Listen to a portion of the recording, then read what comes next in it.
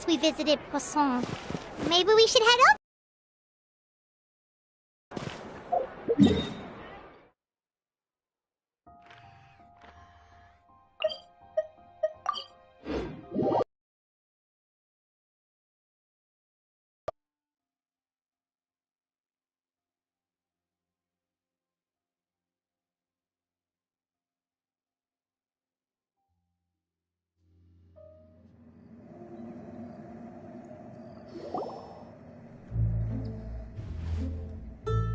Hey, traveler. Paimon. Oh, Paimon knows that voice! Over here.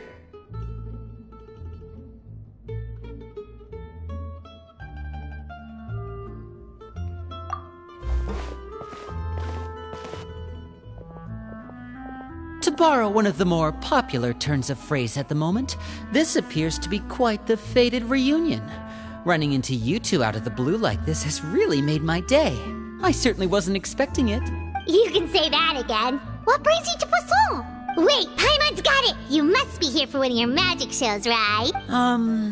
Actually, we've run into a bit of trouble on the home front, so Father arranged for us to stay in Poisson for the time being.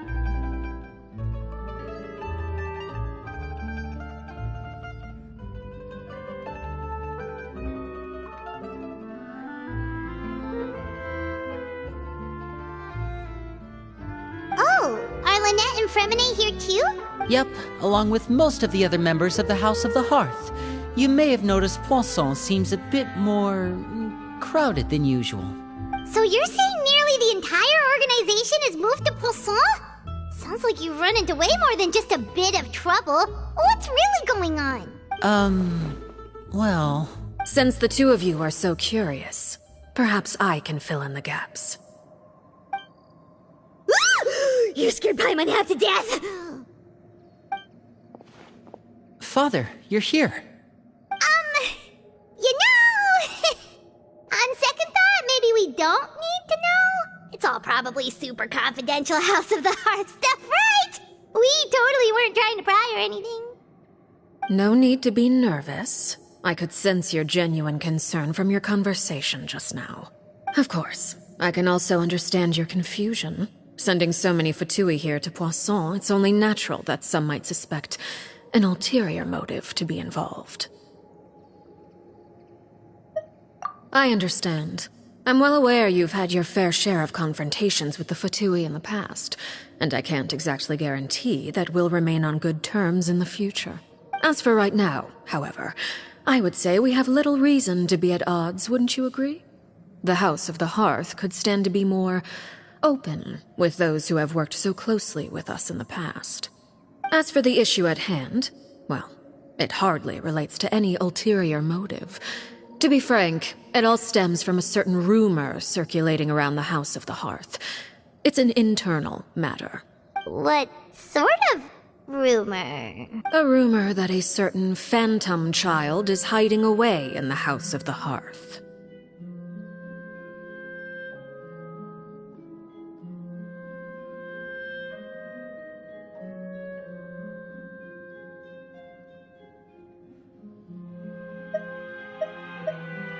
A phantom child? Ooh, just hearing the name is giving Paimon the creeps. A spirit that should have long ceased to exist is lurking in the shadows of the House of the Hearth.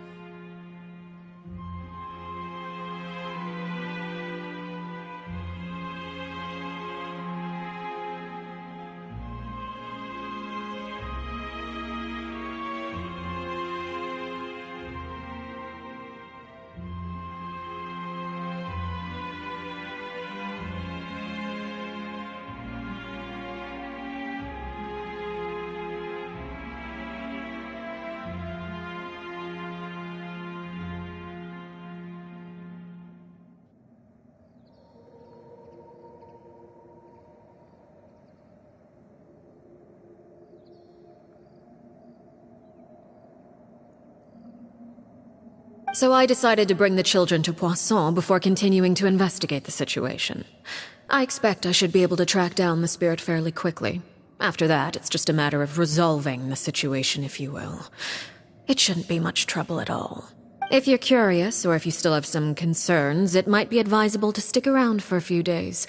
I'm sure the children would be exceedingly pleased to welcome some visitors. Lenny, I'll leave you to entertain our guests. I have some matters to attend to. Of course, Father.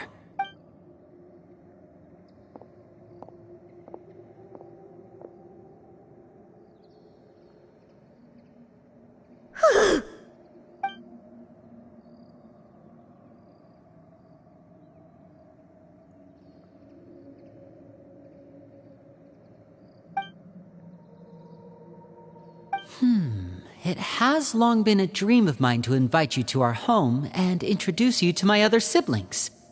You're quite well known in the organization already.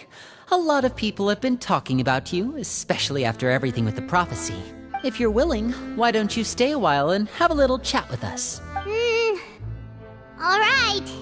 We don't have anything else to do right now anyway. But let's be clear, we're just gonna be there as guests, okay? Don't get any funny... Oh, wait a second. For your guests, that probably means we'll be treated to lots of yummy food, right? Of course. During our stay in Poisson, we've been helping out the locals with some fishing. We bring in quite the bounty every day. In fact, today is the perfect chance for me to show you what I can do in the kitchen. Let's go. I'll take you to where we're staying.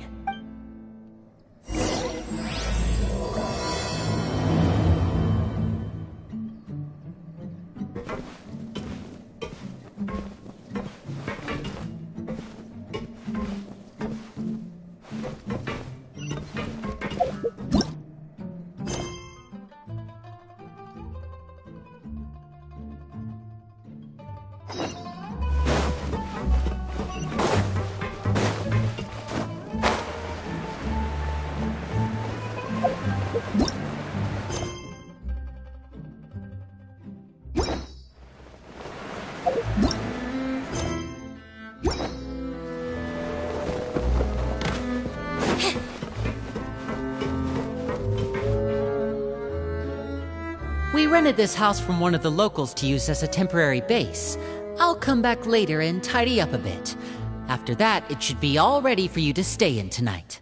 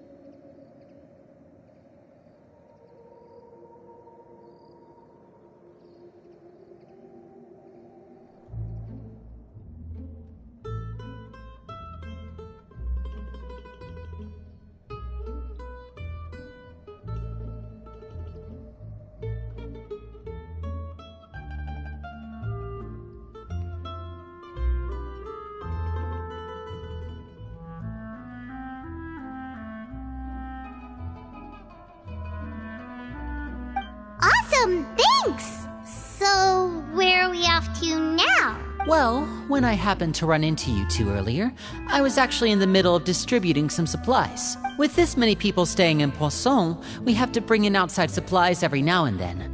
I should probably make sure the rest of these provisions get delivered, otherwise people might start to get antsy.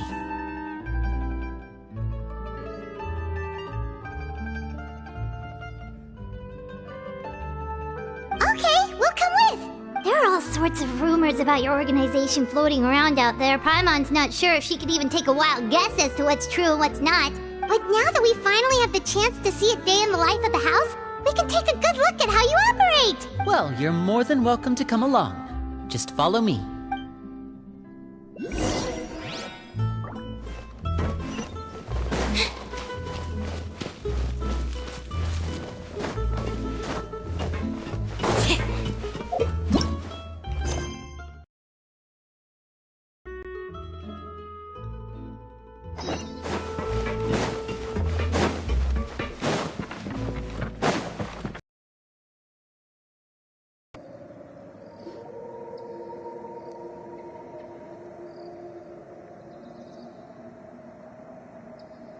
Linny! You're finally here. The supplies. I'm assuming you've... Brought them with me? Yep, here you go. Hello? Something caught your eye? It's the Traveler and Paimon! No way! Come here, everyone! Hurry! The Traveler and Paimon are here! One at a time, please. Don't crowd around them all at once. We don't want to scare off our guests now, do we? Oh, it's all right! Gotta say, Paimon didn't realize we were this famous. Of course! Father and Linny have told us so much about you. Father told us about how you helped Linny. According to her, you're a trustworthy friend. And as far as she's concerned, that's pretty much the highest compliment we've ever heard her give. As you can imagine, everyone's been very curious about you. I heard the Traveler is so strong that he can move a mountain with his bare hands.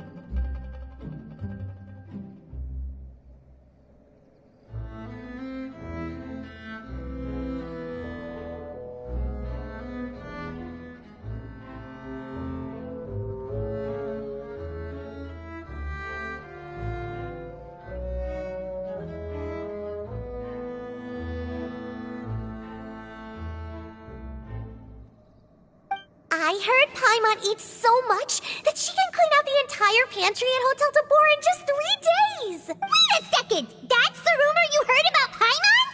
Oh, not cool at all! Oh, wait! When guests visit, you're supposed to give them gifts and stuff, right? Oh, we don't need something like that. Besides, we don't have anything to give to you! Come on, we insist! I can give you some of my new potions.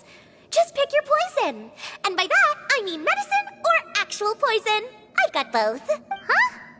Or maybe Shaplo can teach you guys about stealth. He's super good at it. He's never been caught. Ah, now that's not a bad idea. I know you usually prefer to fight head-on, but it never hurts to expand your bag of tricks, right? When it comes to eliminating your enemies, staying quiet can go a long way. Trust me, I would know. I was poisoned not too long ago, and I'm still dealing with the after effects. So I'm not quite as good as I was before, but I can still give you some pointers. Wait, when you said gifts, Paimon didn't think you meant poison and stealth tactics. But those are the best things we can give you. You don't like them? Ooh, how about this? Tell me the name of someone who really annoys you, and we'll teach him a lesson for you. All right, Fold, Selwar. I think that's enough suggestions for now. When it comes to being a good host, it's the thought that counts. You don't need a physical gift to make our guests happy. In fact, pestering them with suggestion after suggestion might make them more annoyed than anything. I would say your enthusiasm has certainly gotten across. Really? Awesome! It's been so long since we've had guests to play with. If there's anything you need, just let us know. Yeah, especially if it's poison or something. I've got all sorts of potions for that. Well, we'll talk to you all later. We've still got supplies to distribute. All right, see you later.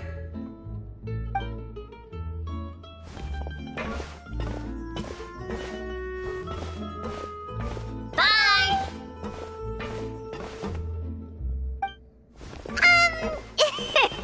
Lenny, about all that poison and stealth tactics talk just now.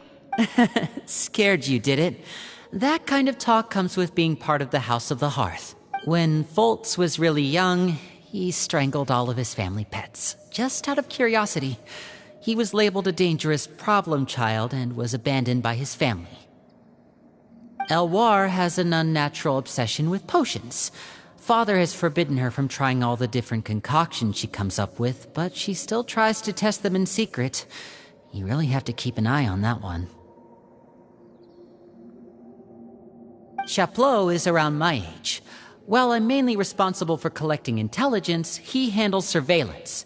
He's very passionate about his work and has no reservations about taking on some very difficult missions.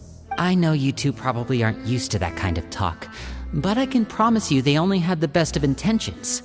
Things like stealth tactics and developing different poisons, they really mean a lot to them.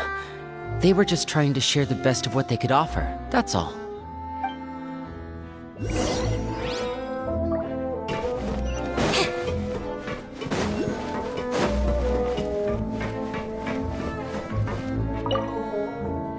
Wow, the Traveler and Paimon.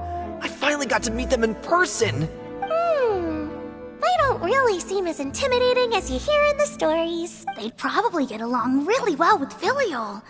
If only they got here sooner.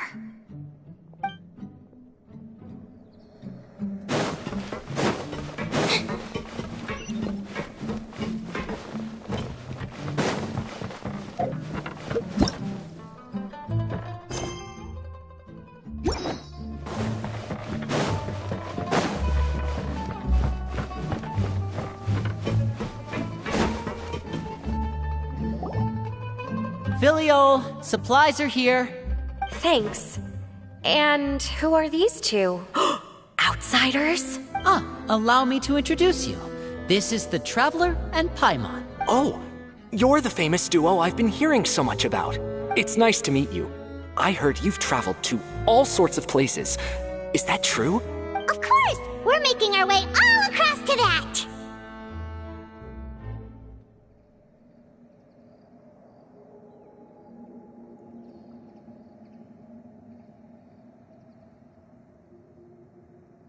Oh, good for you. You must be pretty familiar with Fontaine by now, then.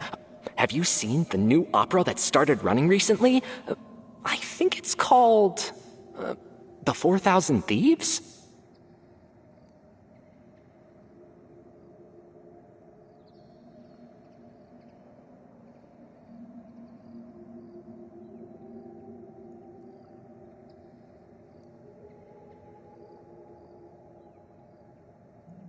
Oh, this is the first we've heard of it. It seems like it's going to be fantastic. From what I've been able to tell from the posters, anyway. You should definitely check it out if you have the time. Oh, and there's The Blind Maiden, too. That one is supposed to have audience interaction. Seems pretty interesting.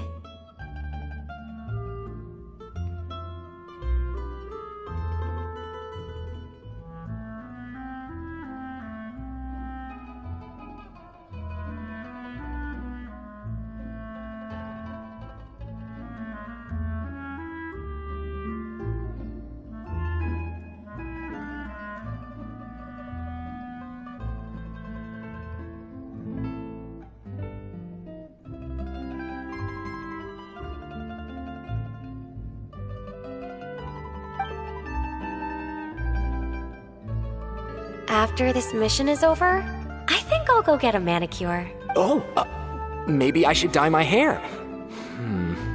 Wonder how much it'll cost. Is it just Paimon, or do these two seem much easier to get along with than the others? Looks like the House of the Hearth has some normal members after all. I heard that. Oops. I'm guessing you're referring to Foltz and the others? Yeah, we're definitely not all like them. I bet those crazies are practically foaming at the mouth right now. I'm sure they just can't wait to get back to Snezhnaya to carry out the plan. That's enough, Filial. Don't talk about family members behind their back, right? Whatever. Let's go. Guess... We should go see the opera together.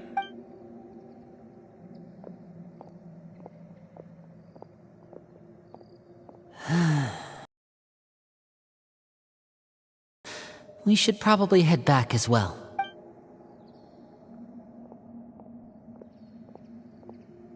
Well, they didn't seem too happy with each other. Seems like there could be something more going on here.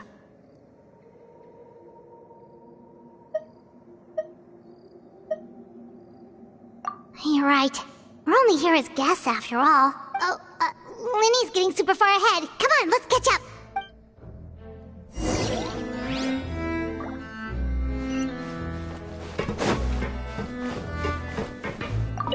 Looks like there's more trouble in store next month, too. When will it end? Hey, just focus on the positives. At least our time in Poisson has been pretty relaxing. Don't you think?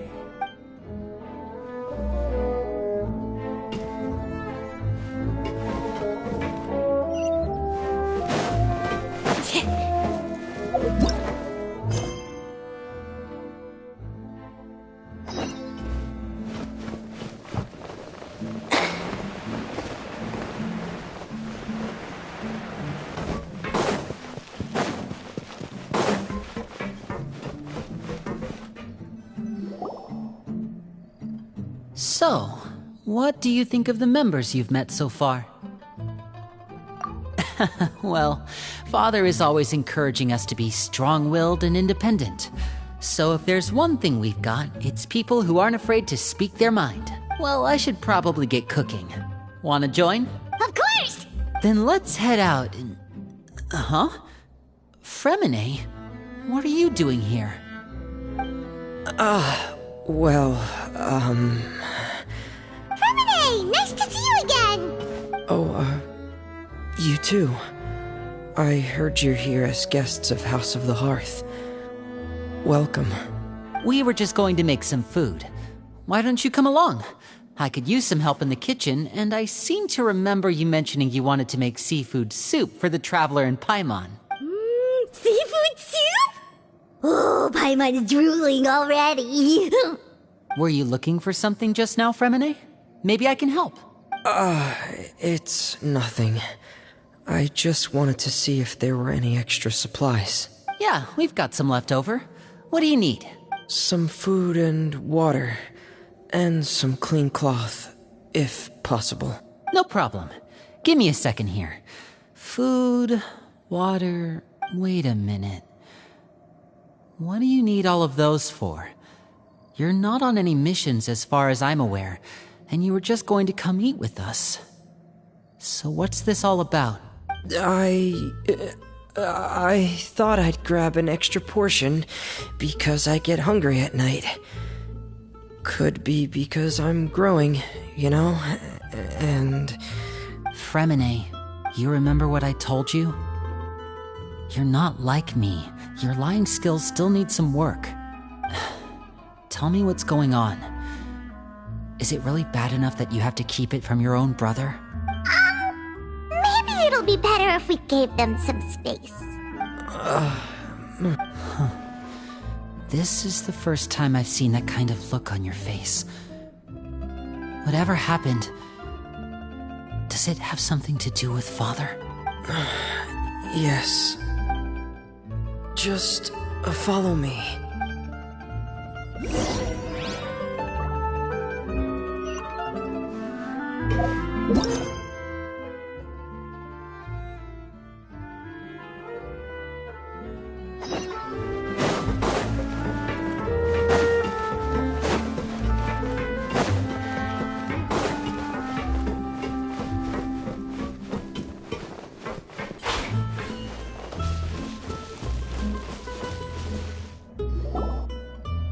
You're back! Oh, and you've brought some friends with you this time! Hello, my name's Linny. I grew up in the House of the Hearth. And you are? You can call me Clairvy. Clairvy? It's nice to meet you. Does that name ring any bells, Linny? No, not at all. That's not a name we have on our roster, I'm sure of it. What I'm not sure of, though, is how she managed to sneak in. She must be the phantom child Father's been searching for. From the looks of it, I'm guessing you were the one that found her, Fremine. You, haven't told Father, have you? No, I haven't told anyone. I've just been keeping her hidden. For how long? About half a month now. So ever since we got to Poisson, then. Do you have any idea what you're doing? I know what I'm doing. Really? 'Cause from where I'm standing, it looks like you're hiding the very person Father has been trying to find. If Father finds out about this, everyone involved is going to be punished. You know the rules of the house, Fremine. I know you do. Father doesn't tolerate any form of betrayal. So why are you doing this? I've thought it through. And I just can't hand her over like that. Linny, don't you remember last year? Sheplo nearly died after getting poisoned during that one mission. He wasn't able to get back before the poison started taking effect, and not a single person was there to help him. That night, while I was sleeping, I heard a voice telling me to go save him. I opened my eyes, but I couldn't find the source of the voice. I thought maybe I was just hearing things, but I went to look for him anyway. Luckily, I got there with enough time to save his life.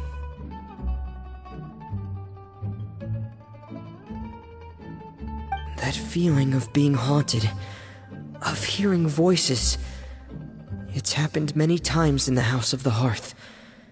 I'm sure you've noticed. So what you're saying is, that was her? She was the one who spoke to you that night? Unless there are other spirits roaming around the House of the Hearth, I don't think there's any other possibility. If Clairvy were our enemy, it wouldn't matter whether she was a spirit or an actual child. I would have acted without a second thought, because that's what Father ordered us to do. But she's been living with us, helping us from the shadows all this time. I think that makes her family. I couldn't just hand her over to be dealt with. Not when there's so much we still don't know. So what's your plan then? You can't keep her here forever. Someone is bound to find out eventually. I haven't thought that far yet. I don't want to disobey an order from Father, but I also don't want to put Clairvy in danger. Come with me. There are a couple things I'd like to say to you in private.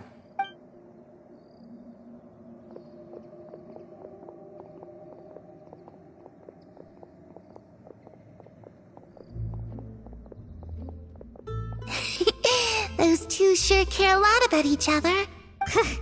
Well, they got a funny way of showing it. From where Paimon was floating, it sure seemed like they were about to bite each other's heads off. No way! They have a really deep bond. I could tell right away, because I also have a friend like that. I just don't know how long that kind of bond can last. The darkness in the house runs deeper than you can imagine. No one can get out alive. I'm sorry, Linny. I really didn't mean to drag anyone else into this. Oh, really? You didn't mean to? 'Cause I, for one, wish you did. Huh? What do you mean? You know, when we were younger, you didn't call me Linny. You called me brother, just like Lynette. We grew up together, the three of us. We were all orphans, all rescued by Father. Of all the siblings in the House of the Hearth, I think our bond was the closest.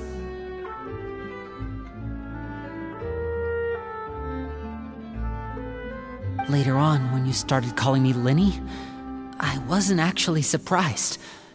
After all, Lynette and I are related by blood. We've had to depend on each other to survive long before we joined the house. Linny, The darkest and most difficult moments of my life happened before you and I had ever met. I'm sure that's true for you as well. Even so, Fremine, we've stood by each other for all these years now, and to me, that means more than blood. You and Lynette are the most important people in my life. No one can replace you. So I won't let you face anything alone. Not if I can help it. Oh, looks like things are getting kinda heated between Linny and Fremine. Maybe we should go check on them. Oh, it's raining. I should put my clothes away.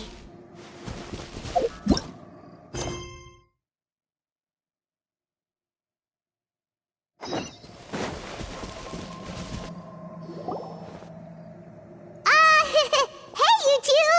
Hope we aren't interrupting anything. Like a fight, or... Oh, wait a minute, Fremine.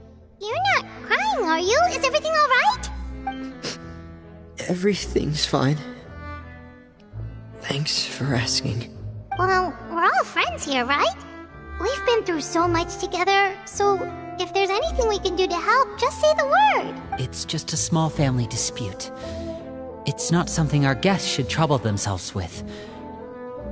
In fact, it might be better if your stay ended here. What are you getting at, Traveler? When guests are around, families are often on their best behavior. And any disputes are less likely to escalate. That's what you're trying to say, isn't it? I... just... Thank you. I was really hoping to keep you out of it. But even if I could think of some other reason to turn you away, I'm not sure I could convince you. I know things could turn dangerous, so I promise you this. From now on, I'll protect you like my life depends on it. Me too. Well, back to the matter at hand then.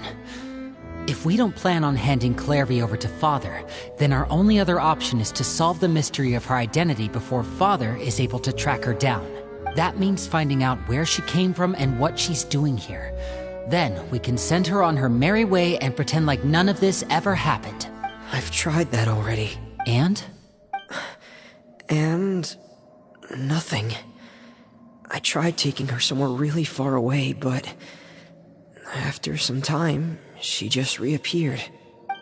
She even came with us all the way to Poisson. It seems like wherever the house is, she follows. I don't know much about spirits. Do you two have any ideas? Let's see here.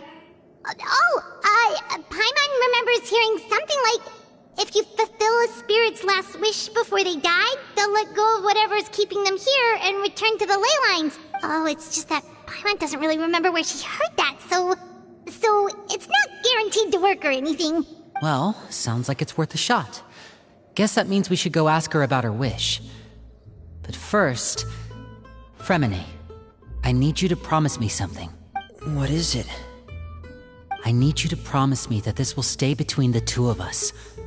We're the masterminds behind this whole thing. No one else gets involved. Can you do that for me? Of course.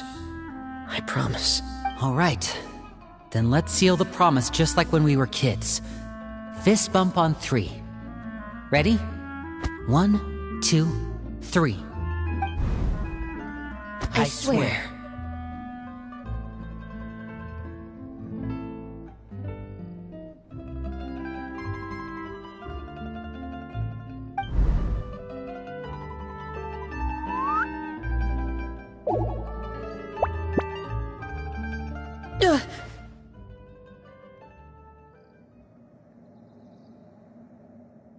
Whoa!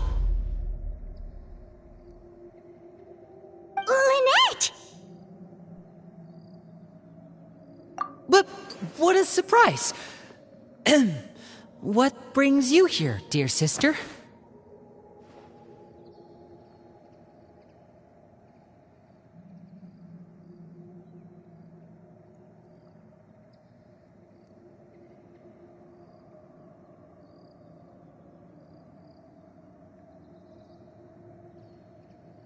And, when exactly did you get here?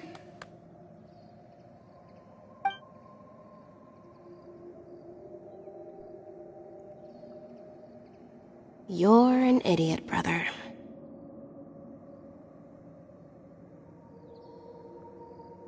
And you too, Fremine.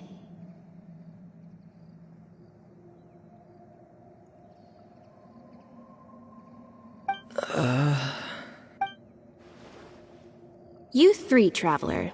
And you 4, Paimon. Wait, what did we do? I've seen Clairvy around the House of the Hearth before. I hadn't seen her in Poisson, so I figured she must not have come with us. But it turns out, you were just hiding her.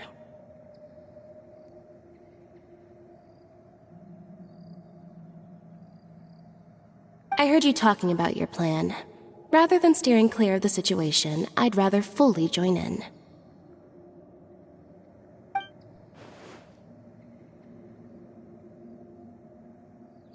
If you don't agree, I'll have no choice but to report everything back to Father. Simple as that. You're not giving us much wiggle room here, Lynette. Well, I guess we're all in this together then. After we talk to Clairvy, we'll figure out our next move. There's no time to lose. Let's go.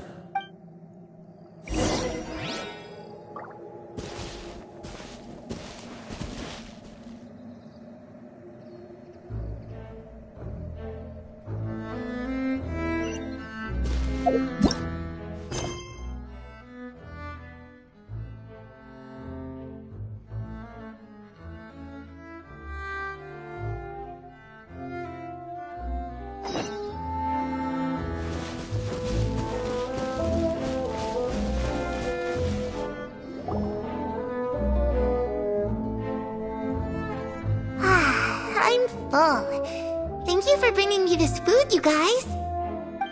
She said she's full, but the food doesn't look like it's even been touched.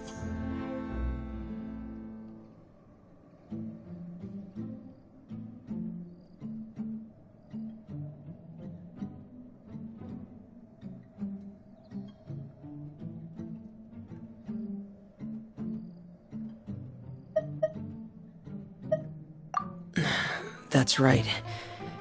Based on what I've been able to observe, it doesn't seem like Clairvy can interact with the physical world at all.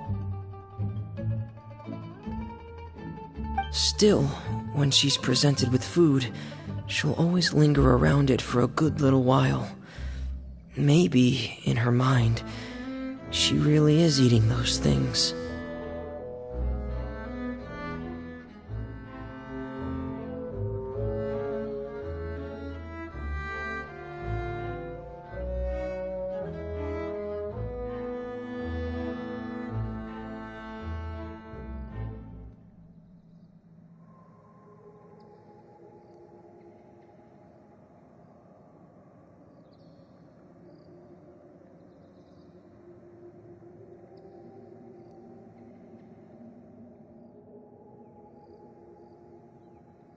Does she know that she has already passed away?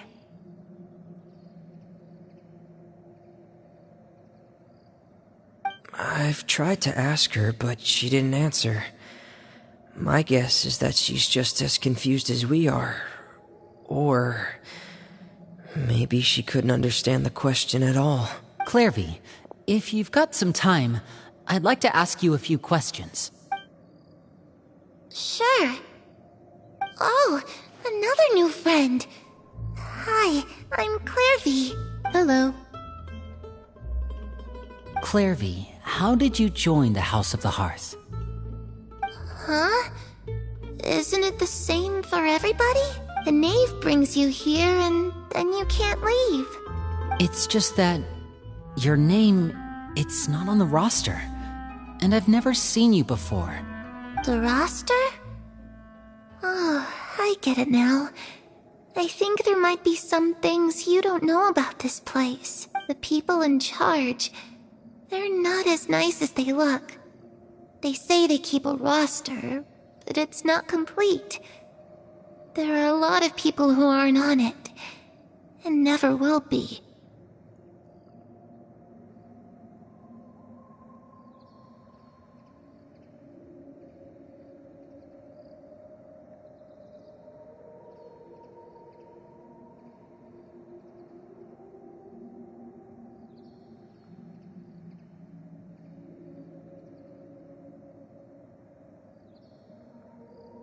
In this house, some people are family and other people are just test subjects. Those kinds of people aren't ever going to get a place on the roster. Unless it's the roster of people who've been executed. Wait, does that mean the name... Is there anyone that can vouch for you? Perry. She's my best friend. She's the only one I trust in this place. Have either of you heard of that name before? No. Me neither. Clairvy, Perry. Neither of those names are on the roster. But it seems like she's telling the truth. Either that, or this kid's already got a bag of tricks bigger than mine.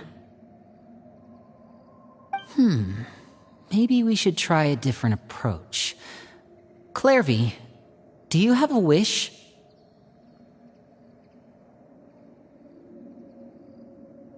A wish? It can be anything you want. Just imagine. It's your birthday, you're blowing out the candles, and your wish is...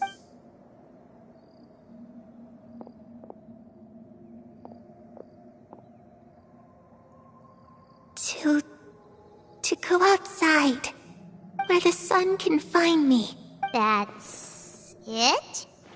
Well, that sounds easy enough. The darkness in the house runs deeper than you can imagine. No one can get out alive.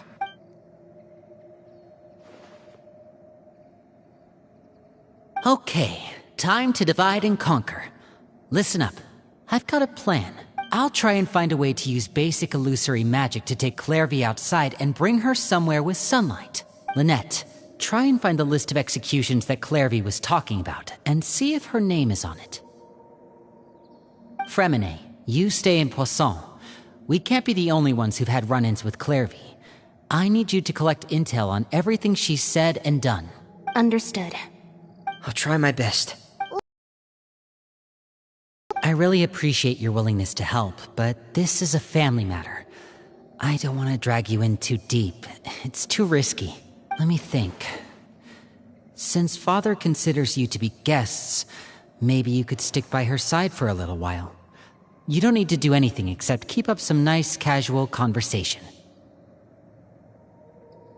Ah, Paimon gets it. You want us to distract her. I'll give you a magic bird. If Father suspects something, all you need to do is release it when she's not looking, and it'll alert me that something's wrong. Of course, that's only as a last resort. If Father doesn't seem to notice us, there's no need to make contact. We'll reconvene here tonight after all's said and done. If the worst-case scenario happens and we're discovered, just tell Father everything. We're not going to let our guests get punished for our own actions. That's where we draw the line. You too. Okay, this is where we part. Father should be at the beach nearby.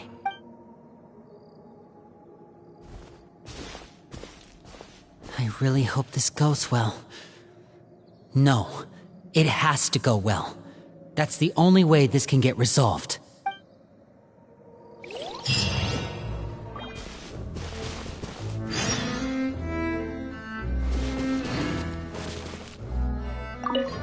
Clairvy, I'd like to take you somewhere. Is that okay with you? Sure. Where are we going?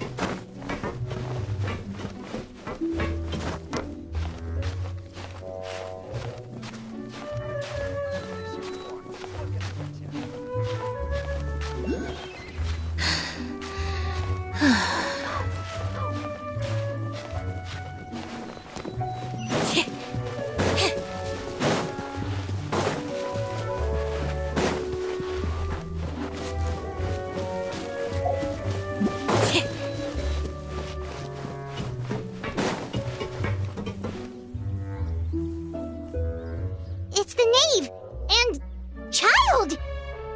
Hey, aren't you supposed to be in Snezhnaya recuperating? What are you still doing in Fontaine? Oh, it's you two. I didn't expect to run into you here. I was unconscious for quite a while after the fight in the Primordial Sea. After I woke up, I realized I was being taken back to Snezhnaya, and well, I couldn't have that now, could I? Not when I've still got unfinished business here in Fontaine. So, I mustered up all my strength and made the journey back on my own. What sort of unfinished business are we talking here? It has to do with Skirk, my master. I really wanted to meet up with her, but by the time I got back, she had already left.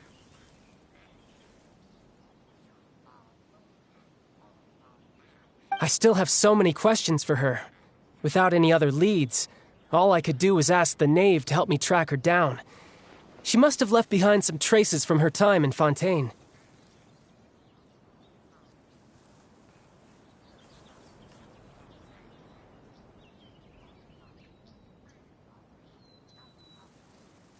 Oh, okay, so have you found any clues?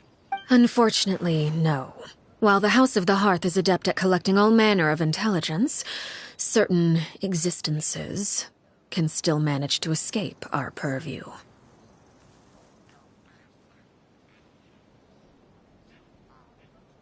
Basically, unless Master feels there's a need to meet with me, she's not going to be found.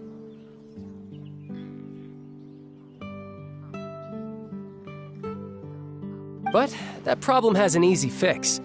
I just need to become stronger, and then... Paimon thinks you should focus on getting better first. The worst of it is over. It's all thanks to that one kid from the House of the Hearth. Elwar, I think her name was. She gave me a bunch of random potions to drink. They didn't go down easy, let me tell you. Pain and chills all over. But they really did help speed up my recovery. And that's good, because it looks like I really do have to head back this time. The old man's been putting the pressure on me. He sent someone to tell me I'm needed for some sort of project.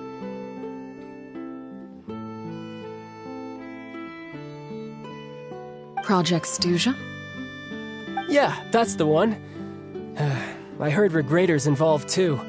I'm not looking forward to having to listen to all his monologuing, that's for sure. Hey, maybe you could think of a way for me to stay in Fontaine for a little longer. Helping Linny and the others brush up on their fighting skills would be far more interesting. If you and I could spar, that would be even better. I've been waiting for a chance to see you go all out.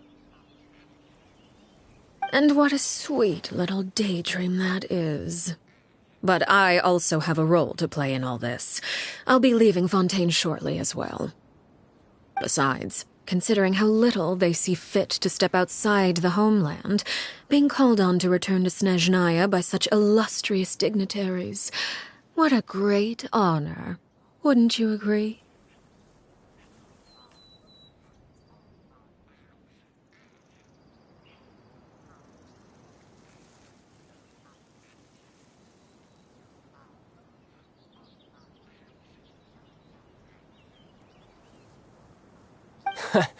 One I could do without, I'd say.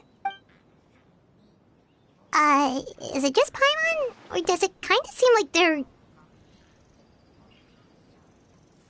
So, dear guests of the House of the Hearth, to what do I owe the visit? Well, we just... Right! We're super close to Linny and the others, but we still don't know much about you! Is that so? Introductions have already been made, have they not? Oh, well, you see, there's only so much you can learn about someone from a short introduction. At least tell us something a little extra, like, why do you call yourself father? Good question. I'd also like to know. The fact that you have to ask tells me our intelligence work has been quite successful. Telling you the answer to that question would only serve to undermine that success. And we can't have that, now can we?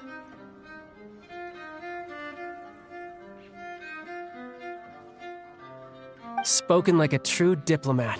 That was some expert sidestepping right there. Well, if there's nothing else, I think I'll take my leave. I still have a small matter to resolve at home. Wait, don't go!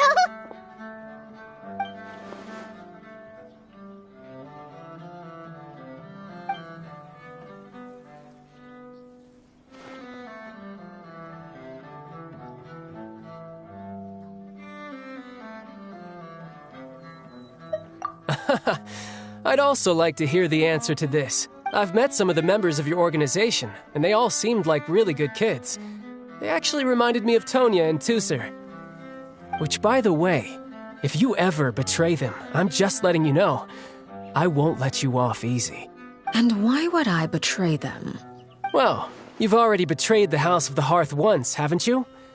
At least, that's what I heard.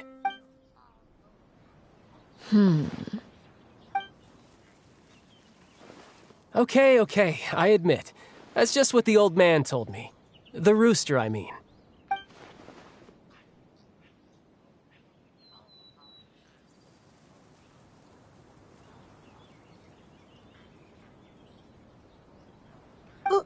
Wait, did you really do something bad to those kids? Never mind what I've done. I'm more curious as to what the mighty rooster had to say. Care to enlighten me? Well, nothing much. Just some stuff about you taking out many other members of the House of the Hearth, and even going so far to attack your own family. I see. Oh, based on your reaction, I'm guessing it's all a bunch of lies. Hardly. I don't appreciate his particular turns of phrase, but I suppose he didn't say anything untrue. Although, it would be more accurate to say that there is a certain level of prejudice involved. But I don't intend to clear that up just yet. Prejudice has a funny way of concealing the real truth behind certain things, an attribute that I find to be quite advantageous.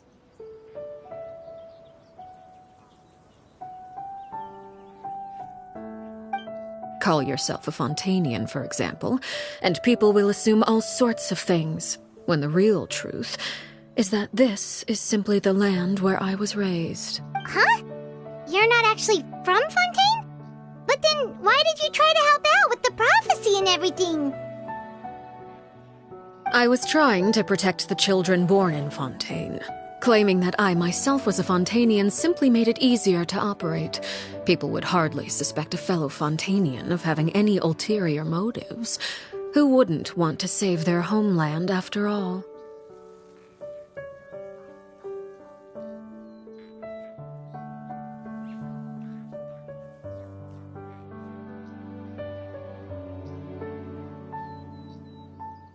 The primordial sea wouldn't have any effect on me, but it would have caused great harm to the House of the Hearth. Well, you wanted extra information, didn't you? There you go. I hope that satisfied your curiosity.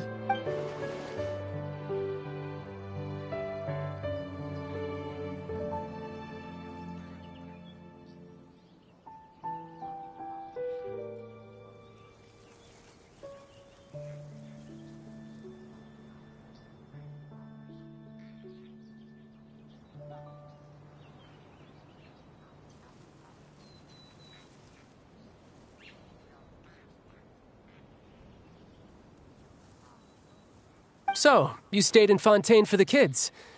I guess I was wrong to believe you'd betray them. Apologies.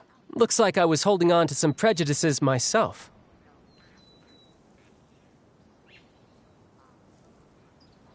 Good. Like I said, I like it when others have misconceptions of me. Actually, while I was recuperating at the House of the Hearth, there was something else that really caught my attention. I heard that members always resolve disputes and arguments with a friendly spar, and the loser has to back down. Seems pretty cool if you ask me.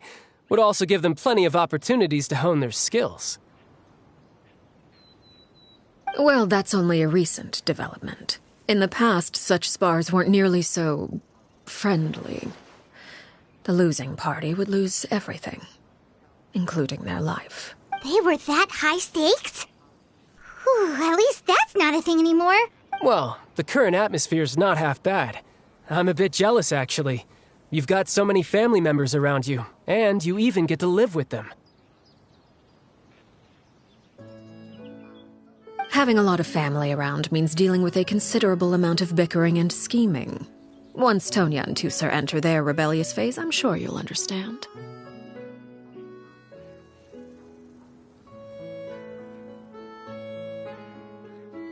Just imagine.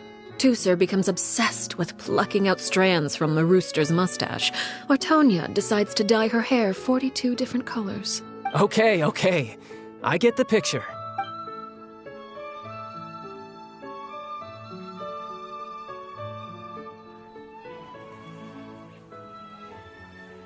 Well, would you look at the time?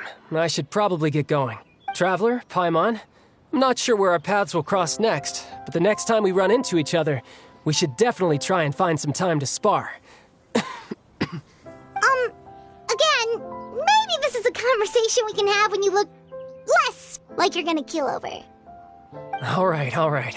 Well, thanks for everything, Arlecchino. No thanks necessary.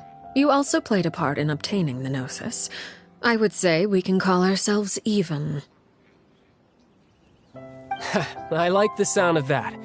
Well, I'm off. See you all some other time. We should probably get going too. Do you want to head back with us? Oh? You want me to leave so soon? Well, you see, I'm rather enjoying the evening breeze. If you don't mind, I think I'll stick around for a bit. I have some things to think about. Apologies for not attending to you like a proper host. Please forgive this slight. I do hope you'll have a pleasant stay.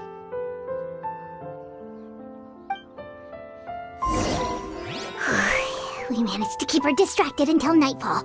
Good thing Child was there to keep the conversation going. You don't think she suspected anything, do you? Oh, I wonder if Liddy ran into any issues. Let's hurry back and see how everything went.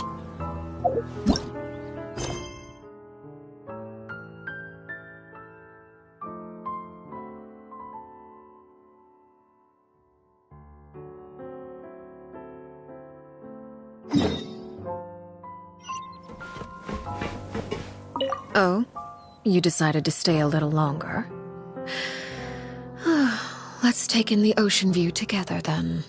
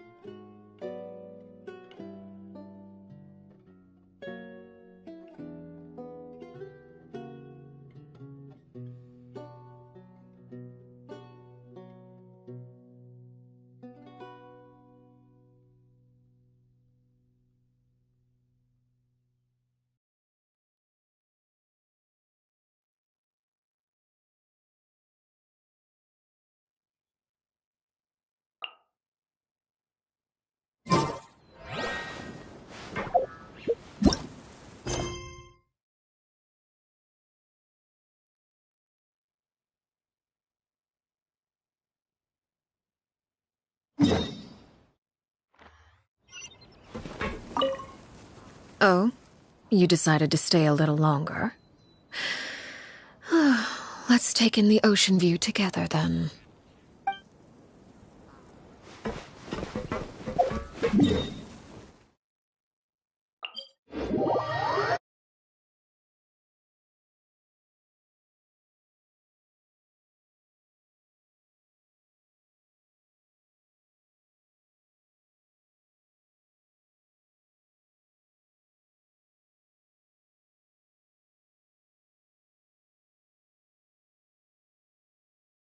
For a short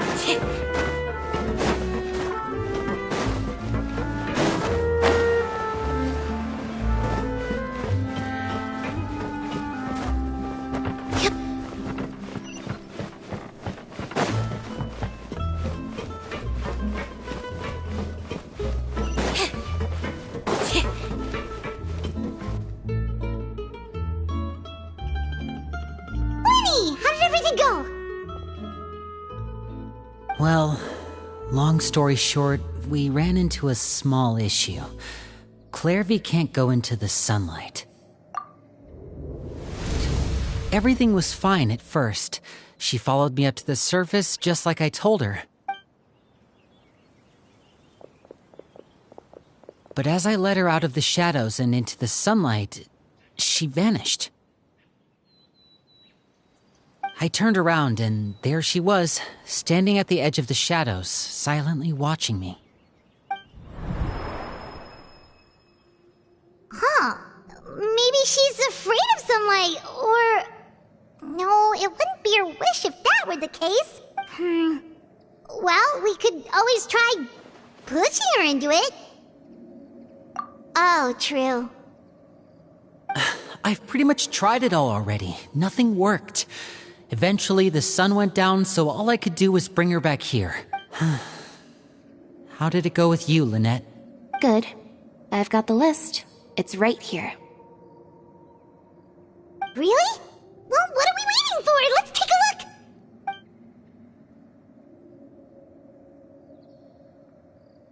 Oh, that's a lot of pages. Oh, it's gonna take forever to get through it all. We can each take a section. Here. La Pouillade, L'Endroit, Chambel, Horaire.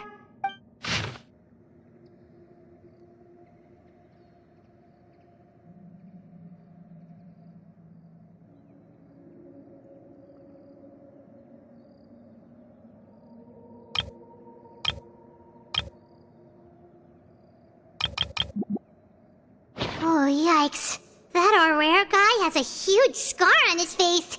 He's kinda giving Paimon the creeps. I've met him before. The scar is from an injury he received during a mission. I still remember him joking with me about it. He said any future lover would take one look at him and then lose all interest.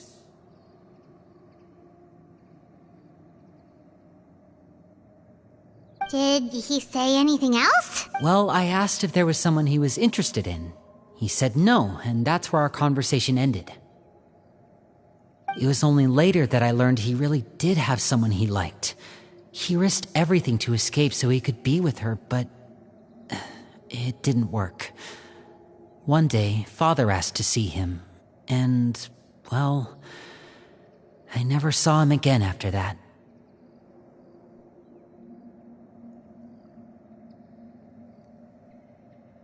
Wait, so that means the knave, It may seem cruel, but it's just one of the rules of the house. Betrayal is not to be taken lightly. We know too many secrets to come and go as we please. So, if you do try to leave, you pay with your life. Her name's not here, huh? Well, that's not too surprising. It doesn't seem like this list is complete. It only contains records dating back around 5 years. Let's shift our attention then. Fremine, were you able to find anything out? Fremine. Sorry. I was thinking about something. I managed to talk to quite a few people, but I couldn't help but notice that the atmosphere in the house was a little... strange. Strange. Yeah, I mean, I know there have been arguments in the past, times when people haven't gotten along. Chaplot and Filial are a good example of that.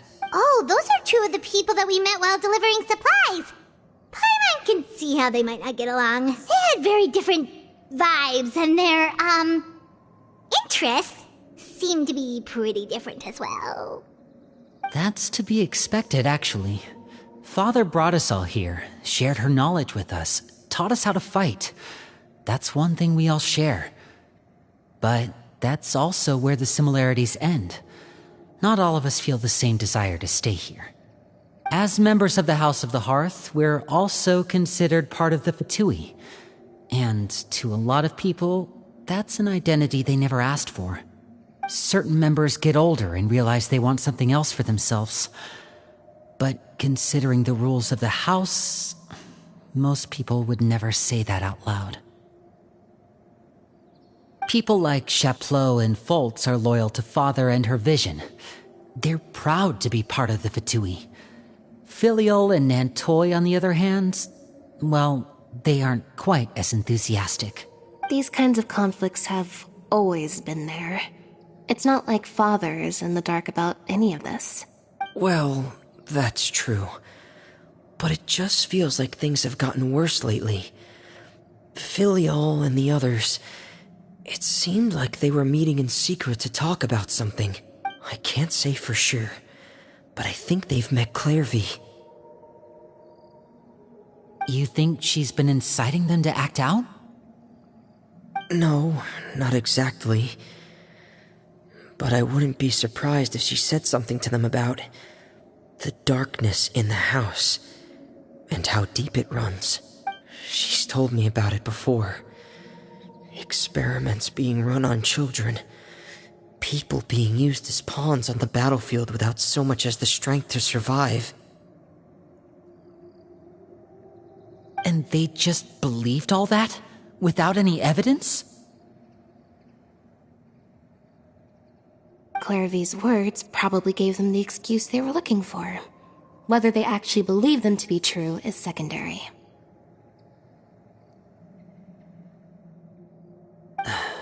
This is all because of Project Stuja, isn't it? Whoa. Hold on a second. What's this Project Stuja all about, huh? This is the second time it's come up now. Sorry, but I'm not sure of the details either. I only know what Father has told us, which is that it's something the Rooster and Regrator have been working on together. Apparently, it has to do with the Fatui's strategic plan for the future. Because the House of the Hearth was so successful in obtaining the Gnosis, we now have the honor of playing a key role in Project Stuja.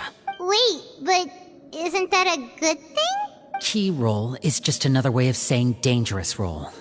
To us, the whole thing is an inconvenience. Father thinks so too, but she's in no position to refuse. Their plan isn't exactly unreasonable, and they've been funneling the house a lot of funding. It's just that we'll lose a lot of members in the process. Participating in the plan, it's an honor in name only. What they're really trying to do is subdue us. The existence of an intelligence organization outside their control makes them feel uneasy.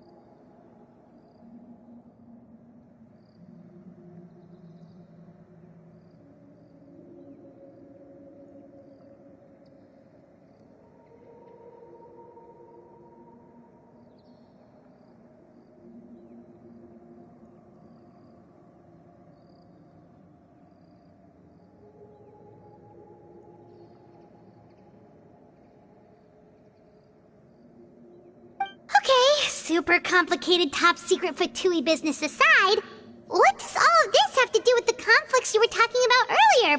Paimon doesn't get the connection. External pressure has a way of exacerbating internal strife. You can't overlook the power of fear either.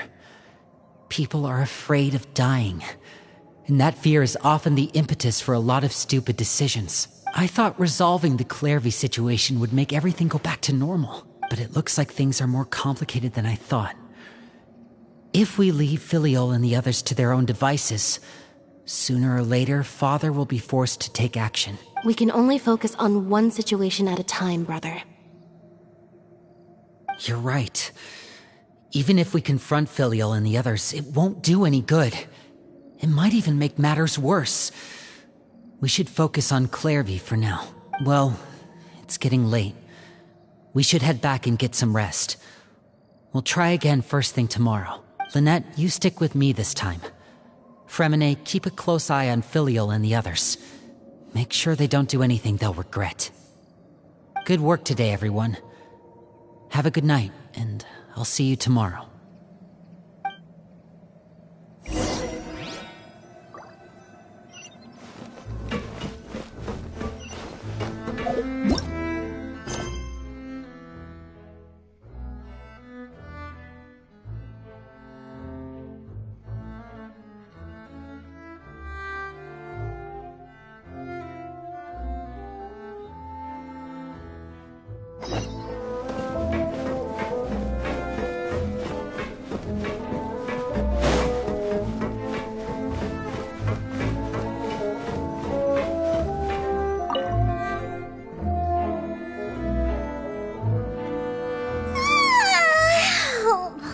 Looking forward to an early night, but she can't sleep at all. Hey, you don't think the knave will be too angry with Linny and everyone if she finds out about all this, do you? She's even scary when she smiles. If she were to actually get angry... you have to protect Paimon if that happens, okay, Traveler?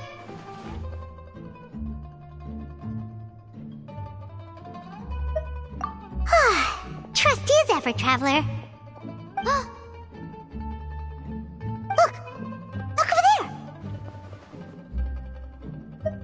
Quick! Let's catch up with her before anyone sees!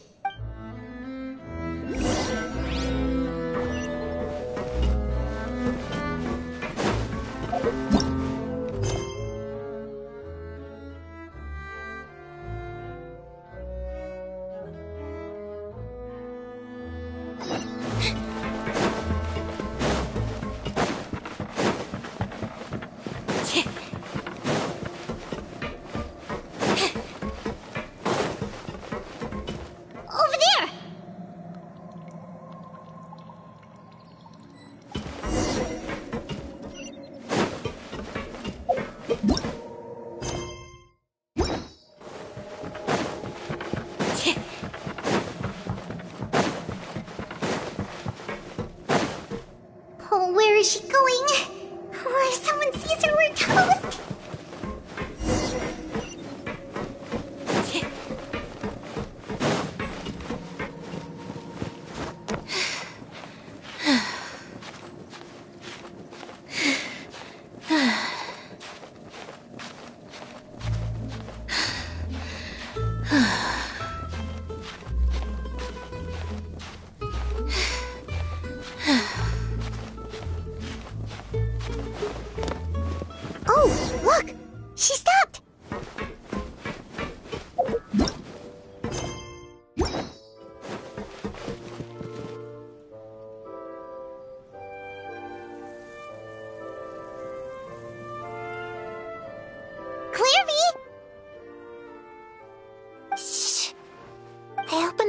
While no one was looking. Look how pretty the outside is.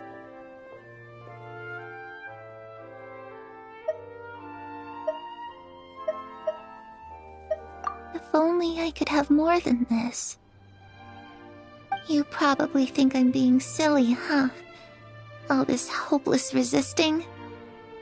It's better to dream of what I could have than try to make it a reality, right? Please. Help us get on the same page here, Clary. We need you to tell us what you know. Can you do that? Sure. Although, after you hear all this, I think you might regret that decision. Everyone in this family is nothing more than a tool, something to be used and exploited. We're all expendable, including me. As long as you're useful, you get to stick around. Lose your value, and you're handed over to the doctor, experimented on, and given a fate worse than death. I've seen it happen again and again, and I've had enough. You're saying the knave did all that? It's just, that doesn't seem like something she would do. She's scary and all, but it seems like even she has lines she wouldn't cross. I knew you wouldn't believe me. Everyone thinks she's a good person. They all think of her like a real mother. Mother? But she doesn't deserve that title. She's disgraced it and tarnished it. And if I had things my way, I'd never see her again. If only Perry were here, she'd understand. Perry. There's that name again. Also, Paimon's getting a strange feeling. It almost feels like she's not really here with us. Paimon can't tell if she's actually talking to us or if she's mistaken us for someone else. Well, in any case, it seems like she really needs someone to talk to. We should keep her company for a little longer. She looks so young. But it seems like she's been through a lot. It's getting windy. I should close the window. Ooh, look at the moon. Isn't it pretty? Hey, wanna hear a secret? I heard that if you look up at the night sky in Snezhnaya, you can see the aurora. It's supposed to be super pretty. Even prettier than the moon tonight. Perry and I promised each other that we'll see it together. But I can't find her. I'm worried she's also been... No, that wouldn't happen to her. She's special. Mother likes her a lot. I should really go talk to Mother, but we just fought. She doesn't want to see me, and I'm too scared to face her. What should I do?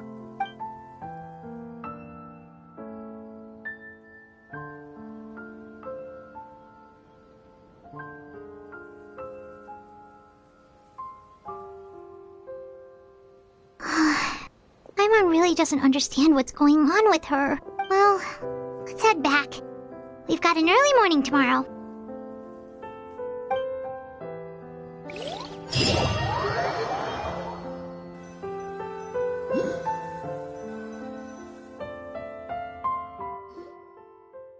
All right, looks like we're all here. Let's go ahead with the plan. Oh? What is it? What makes you ask that? Well, we kinda ran into Clairview last night, and that's what she told us. We met the doctor back in Sumeru. He's super dangerous, and he's done all sorts of bad things. It's possible that Father and the doctor have had certain dealings, but I don't think Father would work with him. We're not really on the same side, so there's not a lot of trust between them. That doesn't exactly set the stage for a successful partnership. I did hear, though, that when Father first became a Harbinger, the doctor offered to work with the House of the Hearth. Father rejected most of his proposals, except for one. It had to do with some sort of secret experiment. Secret experiment? Could that be what Clairview was talking about? I don't think so. I don't know any details about the experiment itself, but I do know it's an entirely independent operation. The doctor only proposed a direction for the research. That was the extent of his involvement. I still don't think that counts as working together.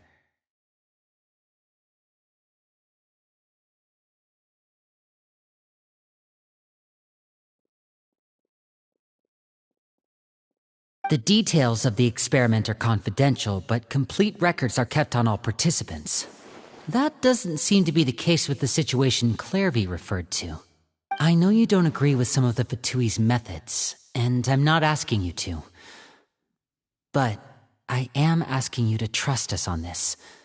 The House of the Hearth has its own principles. There are certain lines we're not willing to cross.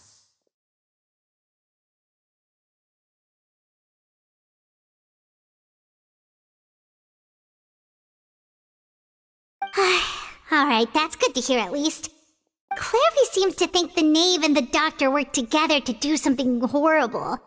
If that turned out to be true, Paimon doesn't know how he would even face you guys. It's just that it doesn't seem like Clairvy is lying either. The easiest thing to do would be just ask the knave directly, but Paimon doesn't think she'd tell us. Father didn't come back last night. She's probably still near the shore. We'll be counting on you to distract her. Lynette, you're with me. Fremine, you know what to do. Be on your guard, everyone. All right, let's get to it.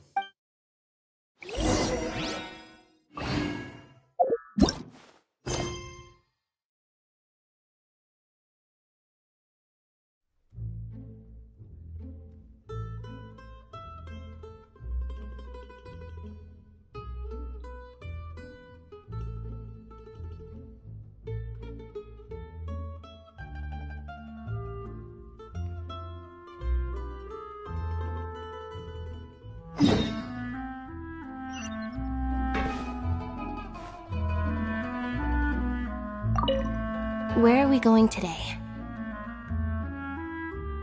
Let's try somewhere further away this time.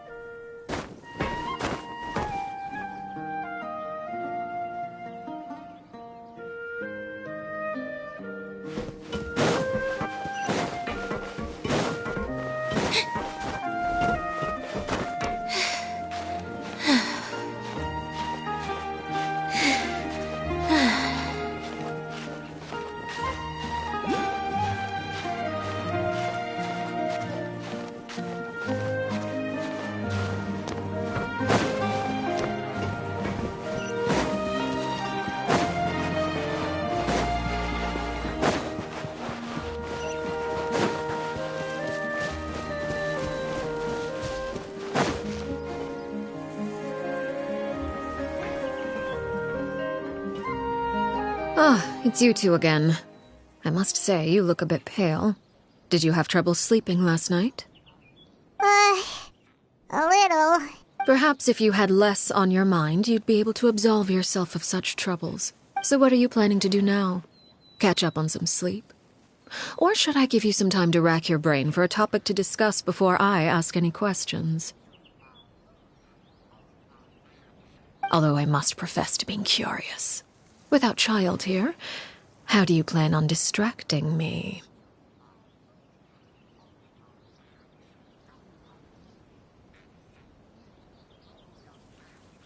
Us? Distract you? A good one.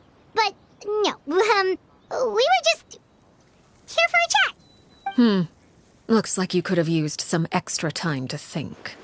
No matter. If you don't have any other plans, why don't you accompany me somewhere? Don't worry. I'll be sure to steer clear of any scheming children. The only ocean breeze is sure nice today.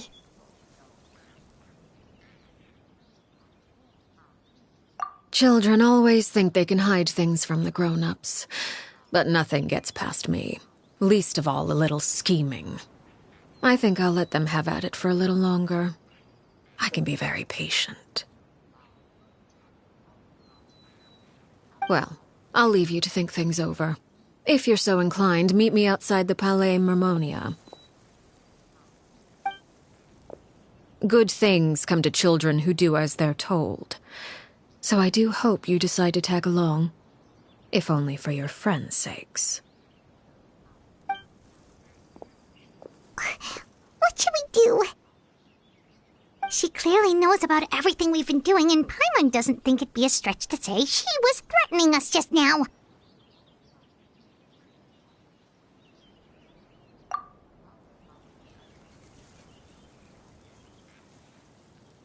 Oh, good idea. Hopefully he sees it in time. Well, we should probably head to the Palais Mermonia. Paimon doesn't want to find out what happens if we don't show up. Based on what the knave was saying just now, it sure didn't seem like it'd be anything good.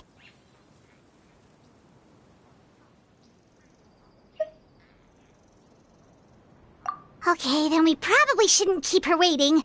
It seems like Linny and the others are on thin ice, so let's do our best to not get them in any more trouble.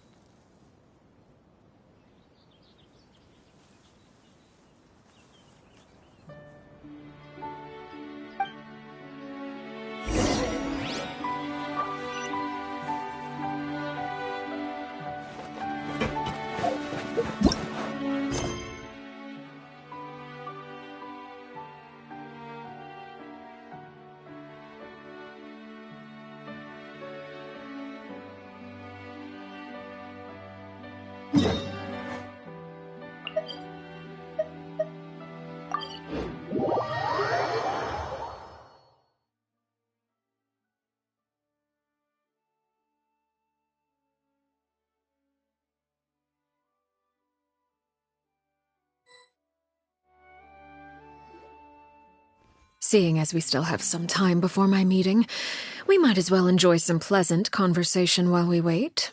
I'm glad to see you get along with my children. Being surrounded by good companions is necessary for a child's development. You're not planning on doing anything to them, are you? I assume you're referring to Linny, Lynette, and Fremine. Although, there's that situation with Filial and Nentoy as well. It appears quite a few people have been acting out lately. No matter. I'm not one to discriminate. All those who betray the house meet the same fate. There are no exceptions. Does that mean you're going to kill them? Oh, are you here to beg for their lives? I'm sorry to disappoint, but the rules of the house change for no one. In my organization, everyone is responsible for their own actions. But don't you care about them at all? They really respect you. They even call you father. You must feel something for them. Any organization in which feelings come before principles is one destined for ruin. The House of the Hearth is hardly an exception. You could say our principles are more stringent than most. Perhaps I can offer you this consolation at least. As our guests, you two will not be held accountable along with them. I would imagine Linny, Lynette, and Fremine will be able to keep their lives. As for Filial, Nentoy, and the others, I'm afraid there's little I can do. They can try to escape, but once you know our secrets, there's no getting out alive. But that's awful. Ah, you seem concerned. Out of consideration for my guests, I suppose I could turn a blind eye for a little longer. If Linny and the others manage to dispose of Clairvy in the meantime, all evidence of their wrongdoing will be lost. In that case, I could hardly punish them for something I couldn't prove.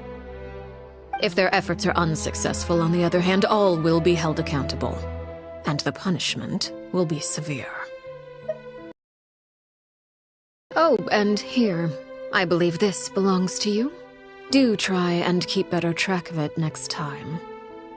It takes a considerable amount of time to train a bird like this. It would be such a pity if you were to lose it permanently.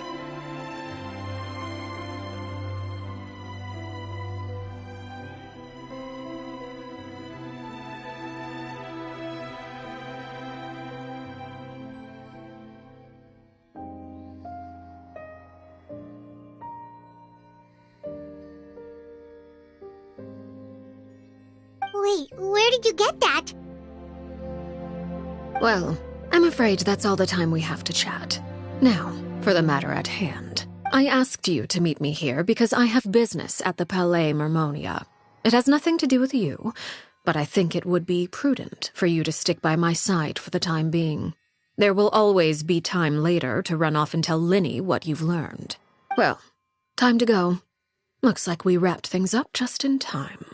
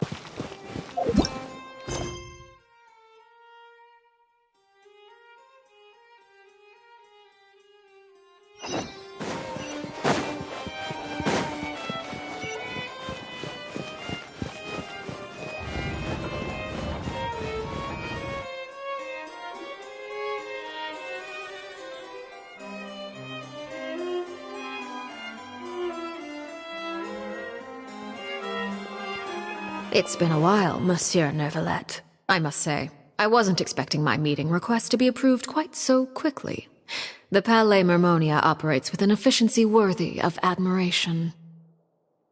It is only right that an esteemed diplomat such as yourself should be afforded the proper level of respect.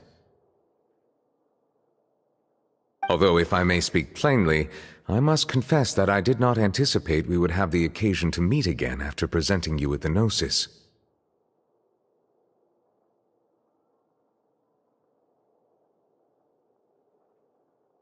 I see you've brought the Traveler and Paimon with you as well.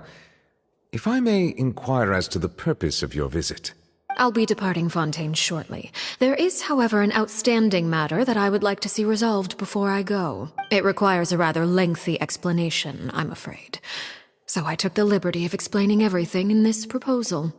Please review it at your leisure, Monsieur Neuvillette.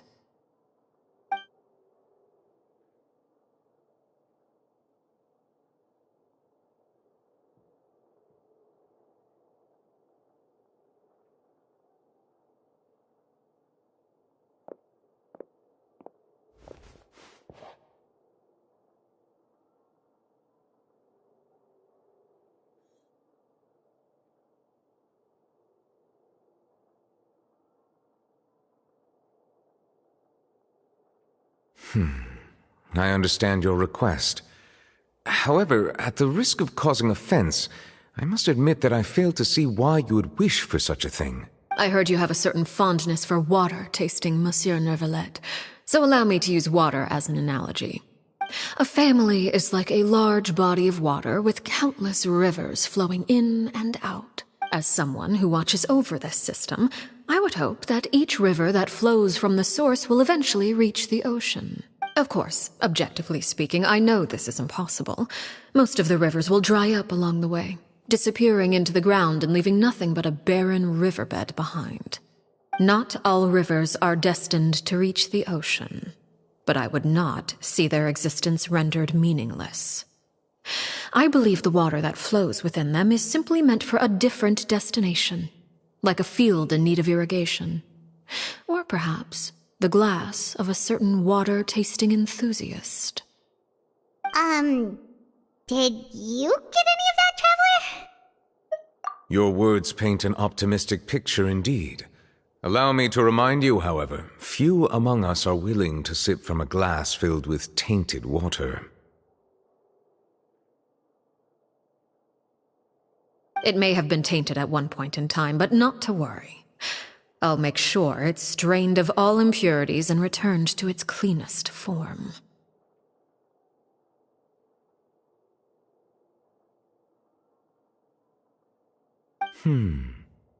I seem to recall there being a transactional aspect to your proposal. Perhaps you could expound on that? If you accept my proposal, Monsieur Neuvillette, I will gradually withdraw my forces from Fontaine. And, unless absolutely necessary, I will no longer carry out any special missions within Fontaine. I presume I can take your words to mean that, in the future, cases similar to the Tartuffe assassination will cease to cross my desk? Tartuffe? Ah, that thief who embezzled funds from all those charities, you mean? My deepest condolences to his family, but without any evidence, I cannot imagine how the House of the Hearth might have been involved in his passing. Of course, if you accept my proposal, Monsieur Neuvillette, I'm sure certain measures could be taken to reduce the frequency of such troubles. You choose your words carefully indeed.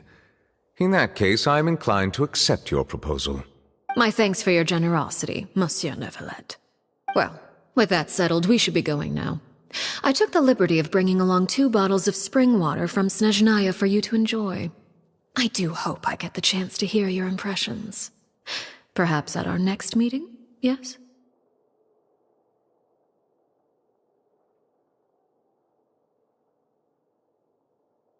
Indeed. I trust you would not overlook your commitment in the meantime. All right, Traveler Paimon. Time to go.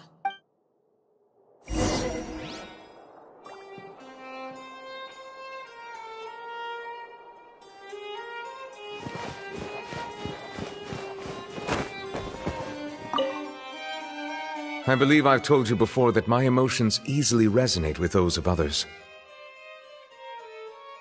Yet in the few meetings I've had with that Harbinger, I haven't been able to sense any aspect of her emotional state.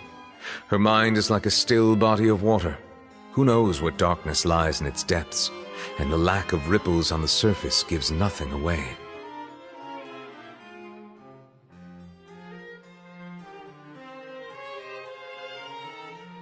It's unclear whether this is her natural state of being, or whether it's an incredible strength of will that gives her the ability to master her emotions. Either scenario, however, suggests she is a very dangerous individual.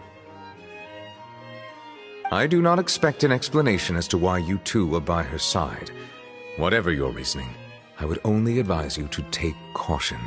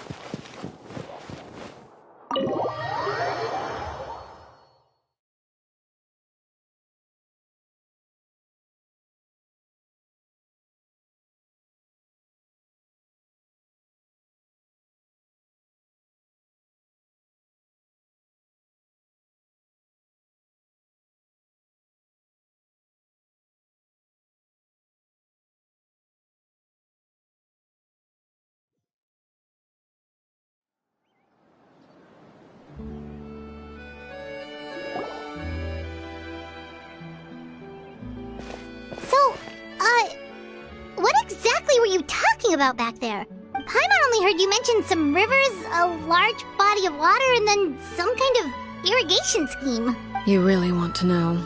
I would imagine there might be more pressing concerns at the moment. Lenny, Paimon really hopes everything's going okay.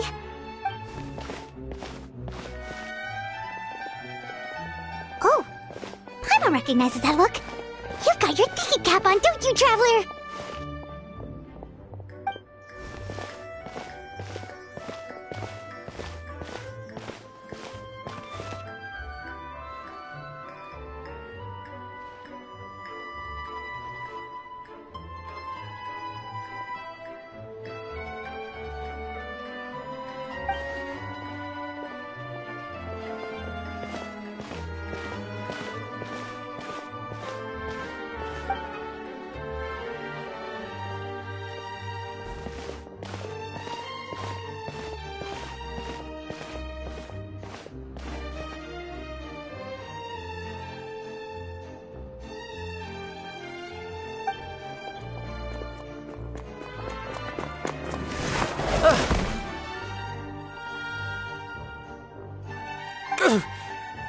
Oh, shoot.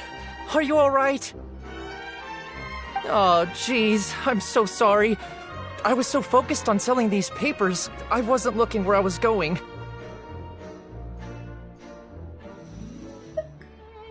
Well, let me make it up to you at least. Here, take this paper. On the house.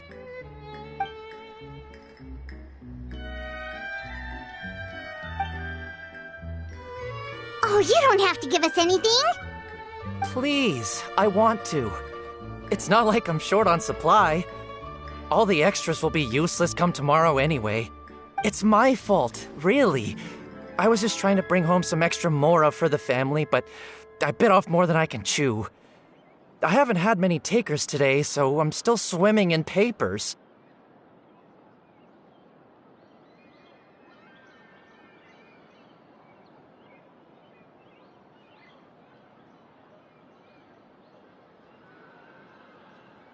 What's going on here? Nothing much. I just ran into your friend here on accident. I should probably get going, actually, so... Hold on.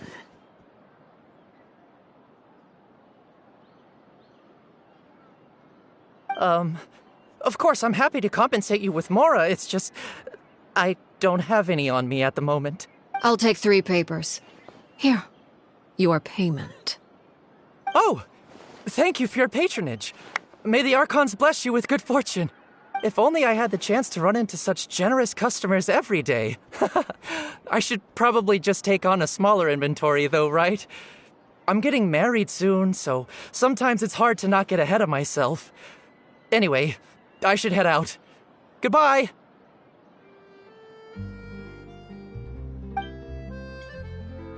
Well, now that my affairs are settled, we should take the boat back to Poisson. We've even acquired some light reading to enjoy along the way. Actually, why don't we stick around for a little longer? Paimon just realized how hungry she is. She can't head back to Poisson on an empty stomach.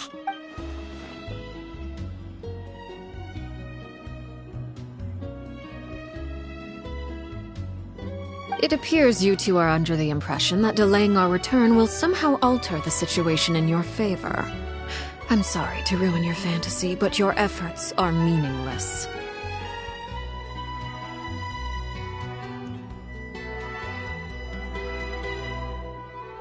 That being said, I could be persuaded to give Linny some extra time. I just have one condition. If you agree to my request, I'll even answer some of your questions. You're quite curious about Claire V, are you not? And my relationship to her. Wait, why are you being so generous all of a sudden? You're not gonna ask us to do something bad, are you? You overestimate yourself. You don't have the talent for bad things. Then what can you possibly... The most important consideration in a negotiation is that both sides receive something they want. Demands and threats only get you so far.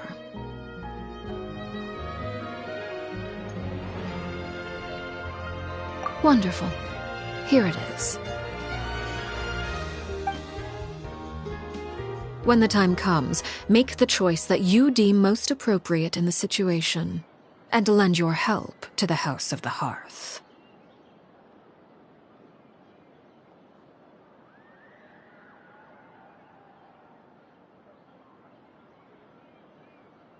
Okay, sounds normal enough. But what do you mean, when the time comes? When is that supposed to be? That is for you to decide.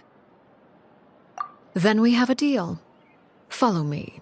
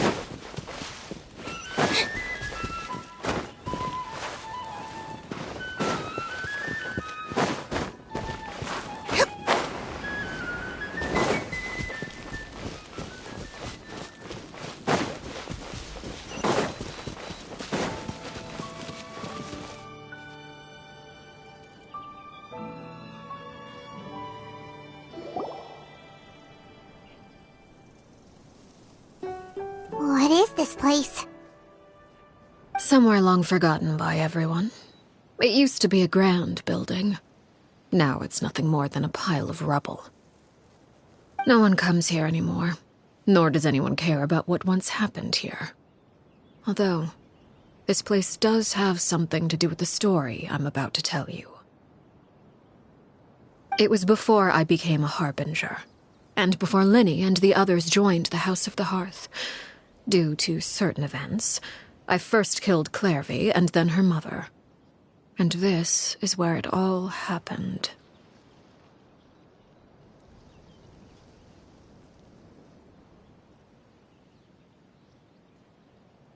You were the one that killed Clairvy? Patience now. Allow me to explain Clairvy's side of the story first. I'll start from the beginning. Clairvy was 6 years old when she was brought by her mother, Crucibina, to live in the House of the Hearth. From the outside, it seemed like a fairy tale.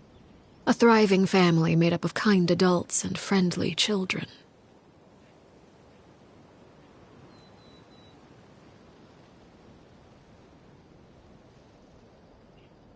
Crucibina was the knave at that time, and the House of the Hearth was under her control. She was Clairvy's mother by blood, but she was also the mother to all the children in the house.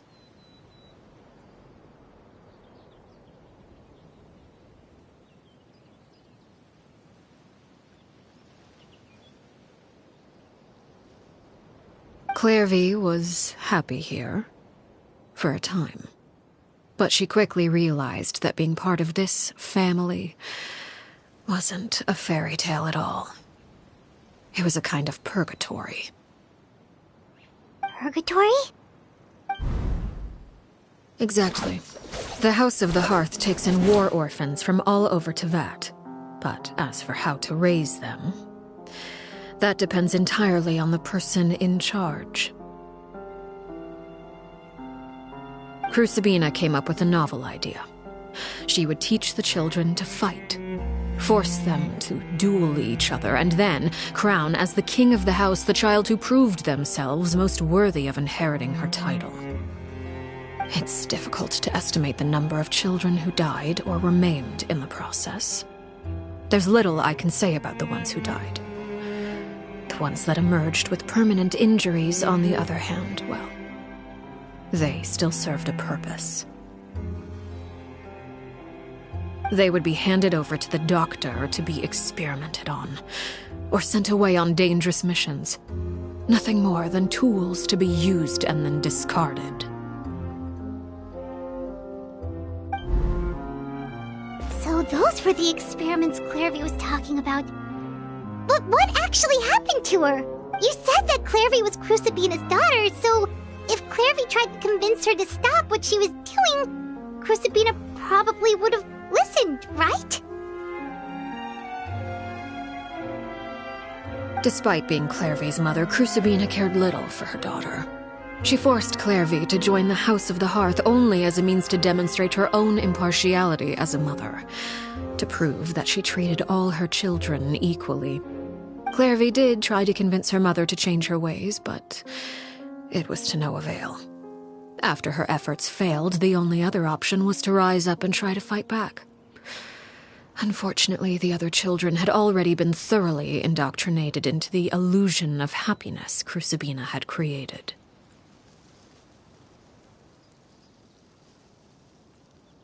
Of course, there was one exception. Someone Clairvy's age who knew the truth about the House of the Hearth. Her name was Peruere.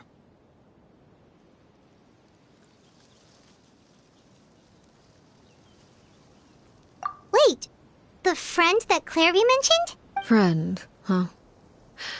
I suppose we can call her that for now.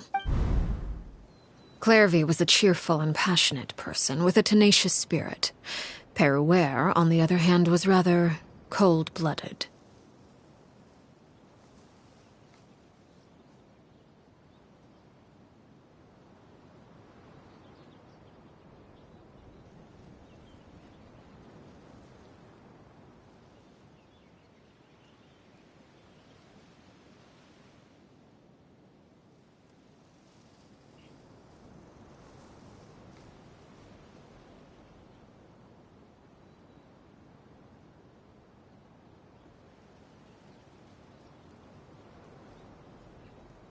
Her cold-blooded nature allowed her to see through Crucibina's facade. Yet, it was also this cold-bloodedness that prevented her from acting against it. At least at first. While Clairvy longed for freedom, Peruere was convinced that, amid all the fighting and violence, she would make it until the end.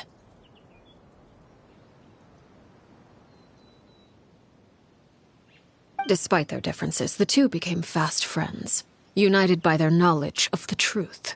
Clairvy told Peruere that she hoped to create a real family, where no one would be killed or sacrificed. There may have been a certain naivete to her ideas, but Clairvy proved her determination many times over. She tried countless times to run away, ask for help, or expose the truth. But her efforts only earned her beating after beating. The only thing that kept her going was her strength of will. Even with her body racked with pain, she would still stand on her tiptoes and open the window at night. She and Peruere would look out at the moon together, a fierce longing for freedom shining in her eyes. But one day that light simply vanished.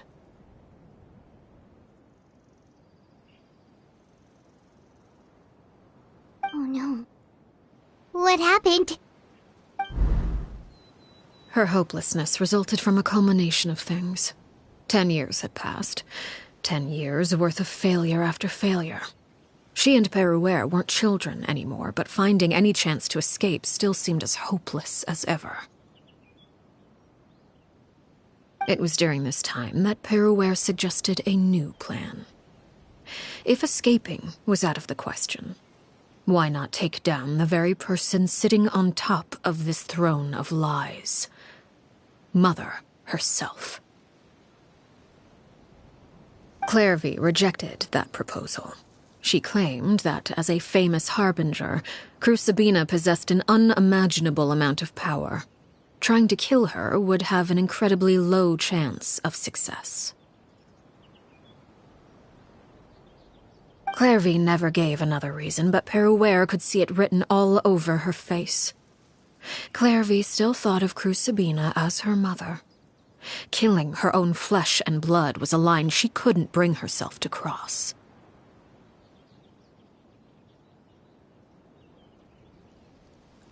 If she couldn't escape and fight back, then only one option remained.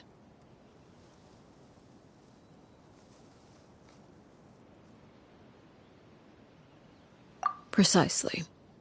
Death was the only way that she felt she could be free. It happened during a duel. When she arrived at the dueling ring that day, her partner turned out to be none other than Peruere, the very person that had stood by her side all those years. It was a fierce battle. But ultimately, Clairvy decided to let Peruere end her life. From that moment on, Peruere's journey was one written in flames. When the rain finally came and washed it all away, there she stood, the sole victor in Mother's endless game of slaughter, a trail of corpses strewn across her path to success.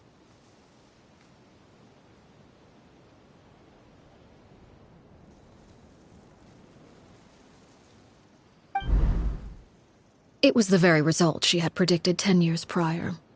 Even then, she believed she would make it until the end.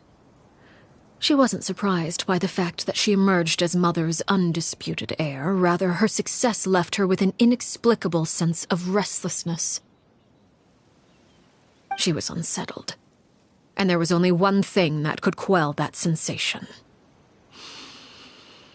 Perhaps you two would like to take a guess as to what it was?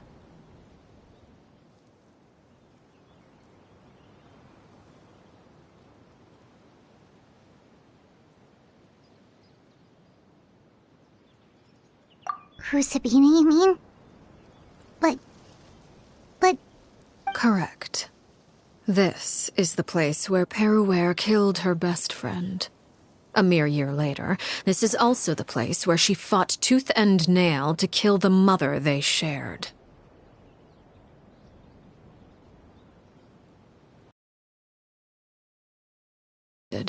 Any conception of what was right or wrong ceased to matter. It's one of the principles of the house. Only those who survive get to write the rules.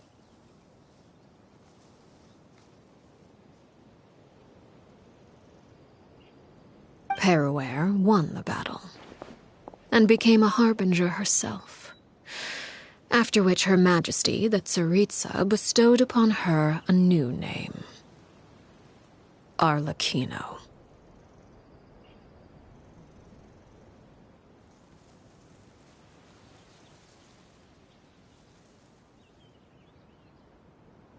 So the Perry Clairvy was talking about... It was you all along. You're Peruere. Arlecchino is just a name you got later.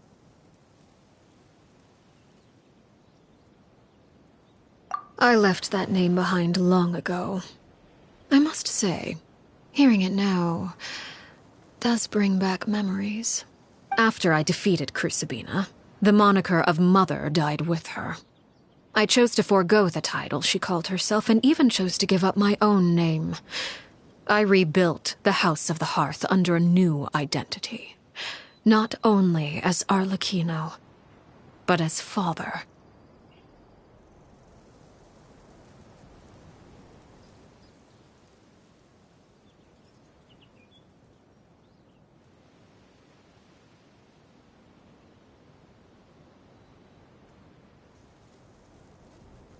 And that is where the story ends. Any more questions? Yeah. Based on what you just told us, Clairvy wasn't a little kid when she was killed. So the Clairvy we met... Was she really a spirit at all? I suppose you could call her an illusion born of flame. Her existence is like ashes to a fire. Something left over in the wake of blaze and ruin. You see, a certain power runs through my veins. It's not unlike a curse. My flames leave behind shadows of anything they consume.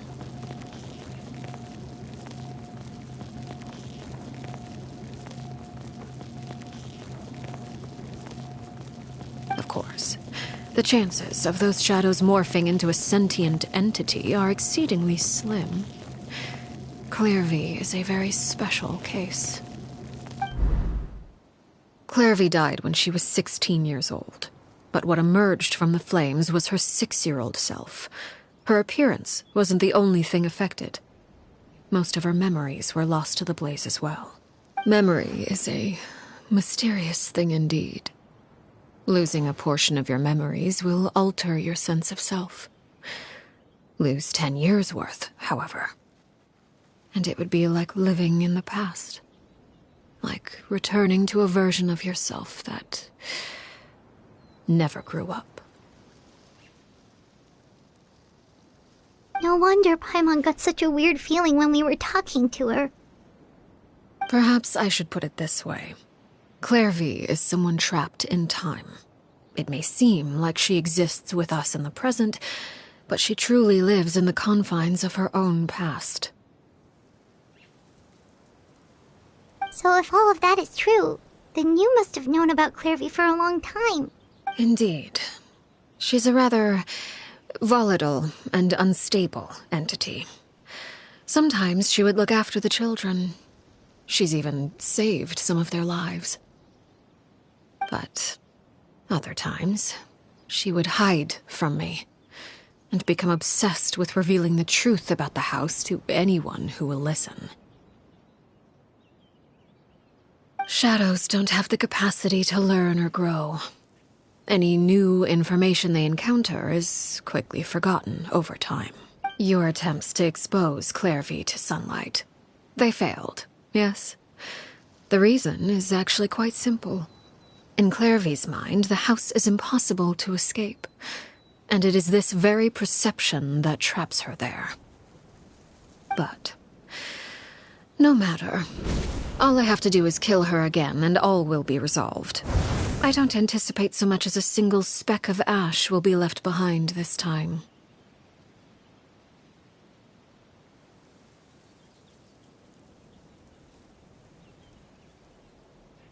Wait! Paimon can understand why you might want her gone, but isn't there another way?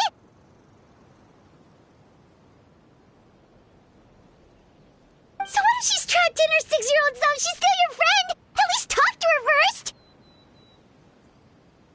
It's too late for that. She broke the rules, and now she must be punished. That goes for Filial and Nantoy as well.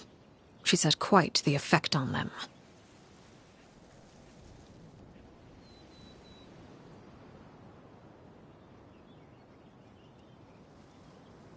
I hope you understand. The difference between Crucibina and myself lies in our formulation of the rules, not our policy for enforcing them. Upholding the rules without question is a trait we both share, because that is how a household should be run.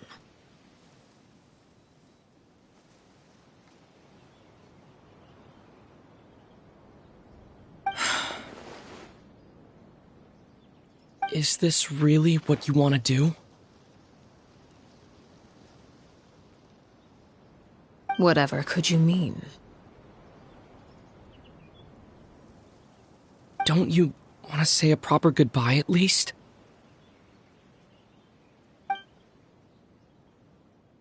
Whether as a killer or as a father, there are two things that must be avoided at all costs: anger and sorrow.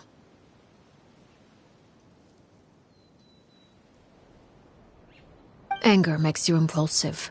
Sorrow causes you to waver. Well, it appears it's about time to proceed. Before we arrived, I told some of my well-behaved children to bring our troublemakers here by nightfall.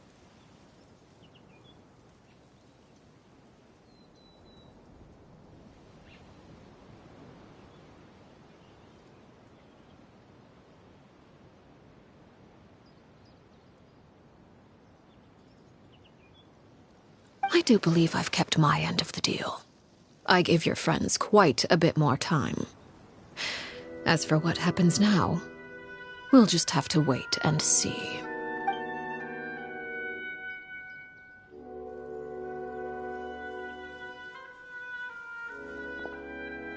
Here they are, Father.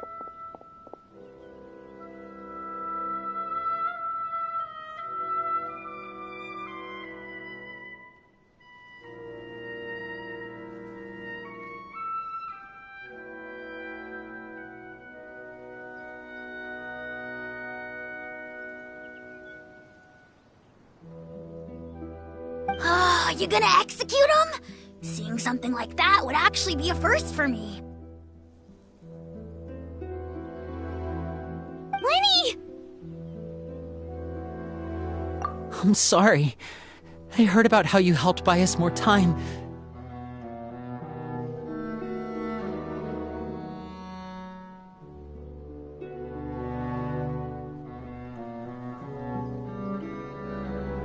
But I still failed.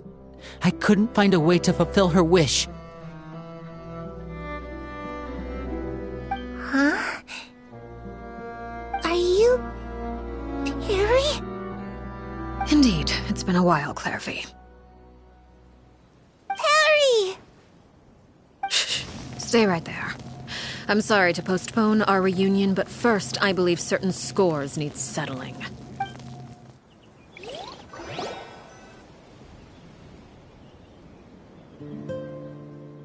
Father, let me explain. Out of my way. Father! You chose to conceal a threat to the house, and for that, you must be punished.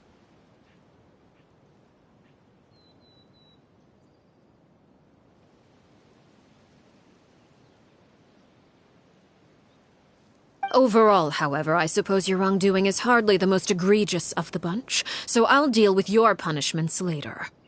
As for right now, the more pressing concerns are the traitors among us.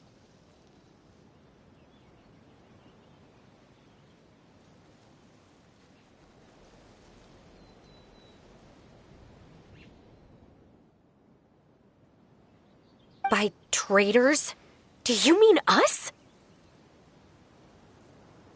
Father, let me explain. We didn't mean to... Fultz, why don't you share what you heard? Yes, Father. Secret Midnight Meeting number 3. Participants, Filial, Nantoi, Sato, Toddy. Nantoi clearly said, if only Father wasn't the one who took us in.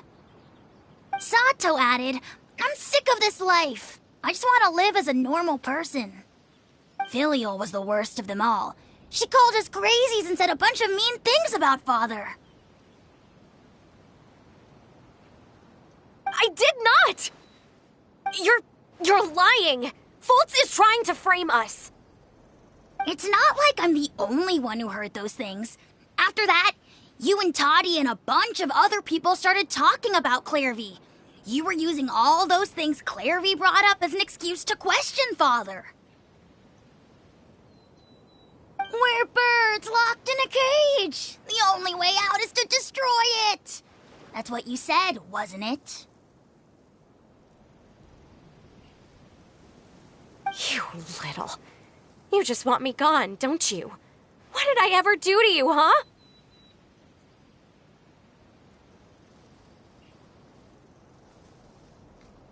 And you, Sheplo, have you forgotten who stood by your sickbed, watched over you, and changed your dressings? Come on, let's hear it then. What's your reason for all this?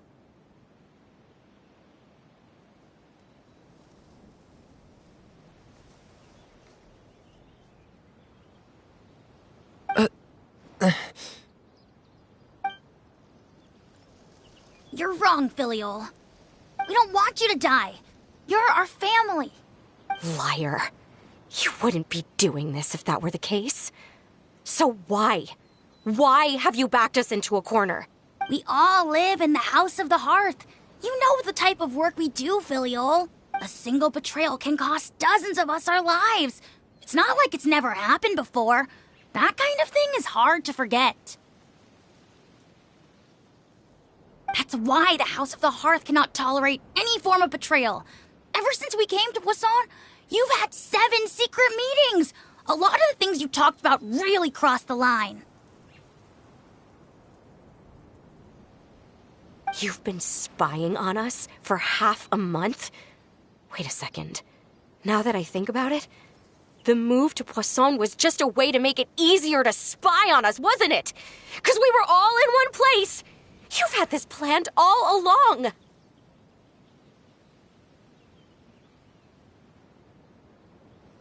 Filial, Nantoy, I'm sorry. I owe you both my life. I owe Clairvy too. If it weren't for all your help after I got poisoned, I wouldn't be standing here today. If this were any other situation, I would do anything to repay that kindness, even if it cost me my life. But rules are rules. I'm sorry. My hands are tied. Why? Why? That's enough, Filial. We made a mistake, and we should own up to it. We broke the rules, plain and simple. And now we have to face the consequences. I'm sorry, Chaplot. Foltz. I'm sorry, Father. We accept our punishment. Chaplot, according to the rules of the House of the Hearth, how should these traitors be punished? All those who betray the house pay with their lives. And so it shall be.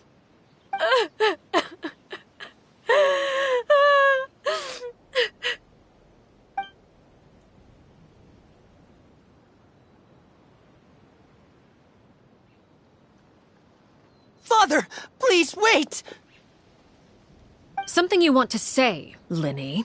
Please reconsider, Father. What Filial and the others did, does it really count as betrayal? We all come from broken families. From the very first day we joined the House of the Hearth, we wanted nothing more than to make it a real home. But the truth is, none of us know what a real home should look like. I'm not saying I have all the answers. All I know is this. Killing Filial and the others may uphold the rules, but doing so will only bring us further away from being a real family than we've ever been.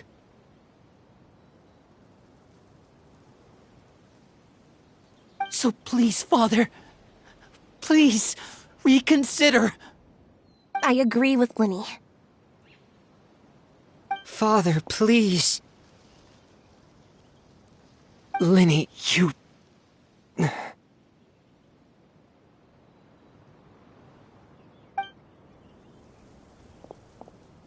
I also agree with Linny.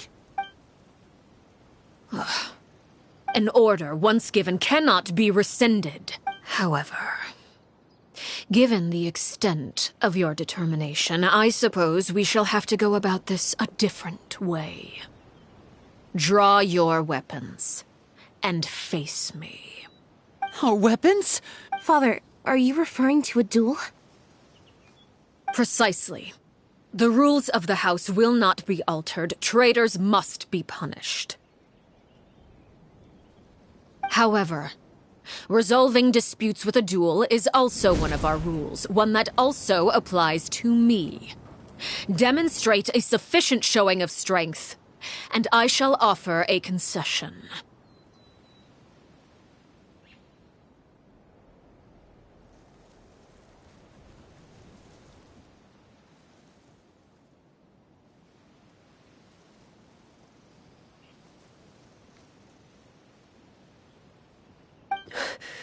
Wait.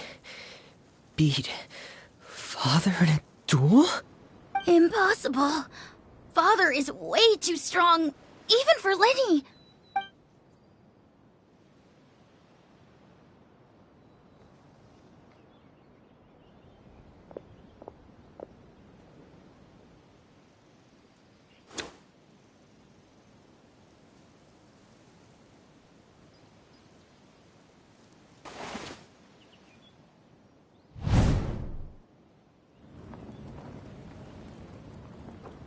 Did you hear that, Traveler?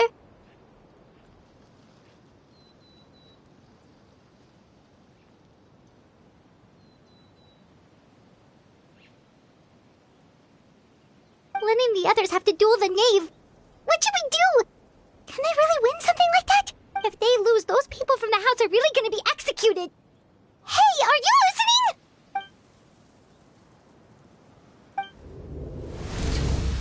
Don't you want to say a proper goodbye at least?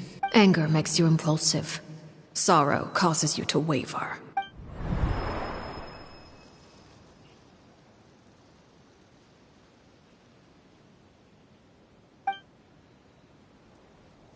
Oh.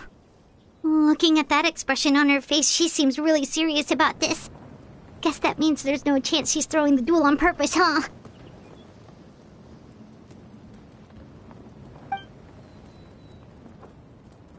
When guests are around, families are often on their best behavior. And any disputes are less likely to escalate. When the time comes, make the choice that you deem most appropriate in the situation, and lend your help to the House of the Hearth.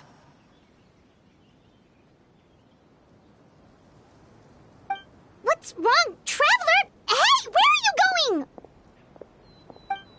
Traveler?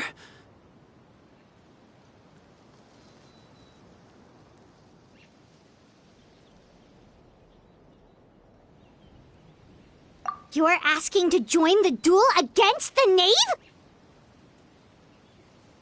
I'll allow it. We do have a ready-made dueling ring at our disposal, after all. All I would advise is this. Keep a firm grasp on your weapon, and give it your all.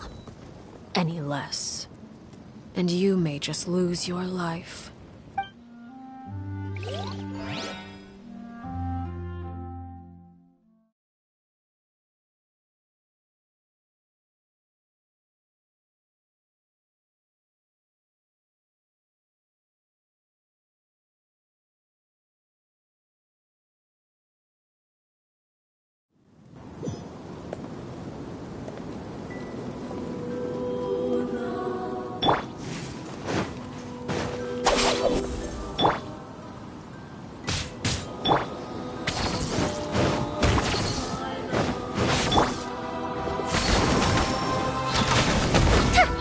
Watch out for Father's movements!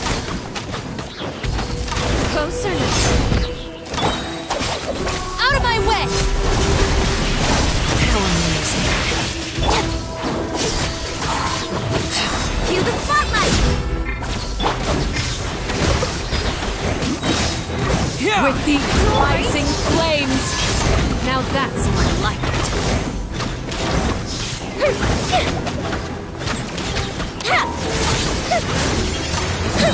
Here come the fireworks! With the fall of darkness, destruction shall Try to rise. pace yourself. Have a taste of purgatory.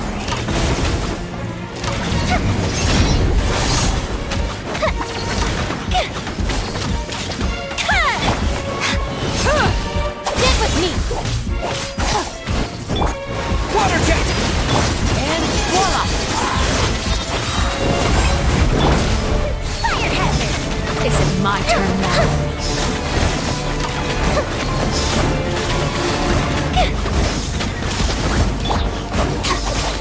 I'll settle this! Spare your energy. Running is of little use. Father's even stronger than I expected.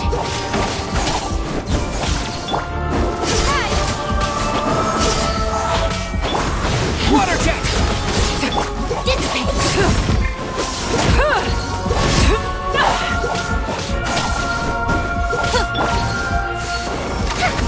Try to pace yourself. The countdown has begun. Stand with me!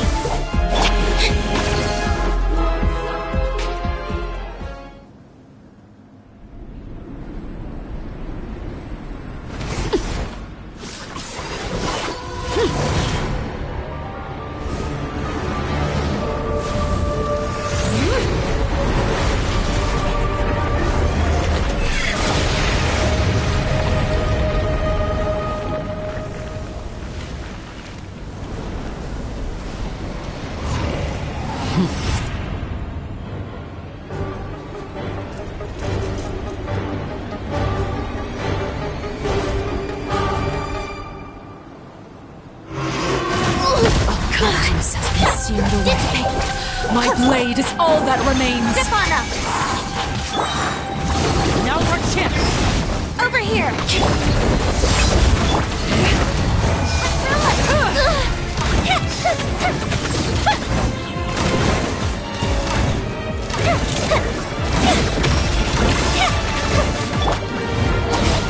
Top right there!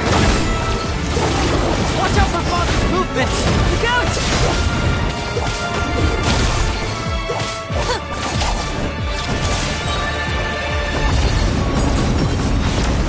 The sun and moon have set. Only ruin remains. All hope has been extinguished. Now for chance! Over here!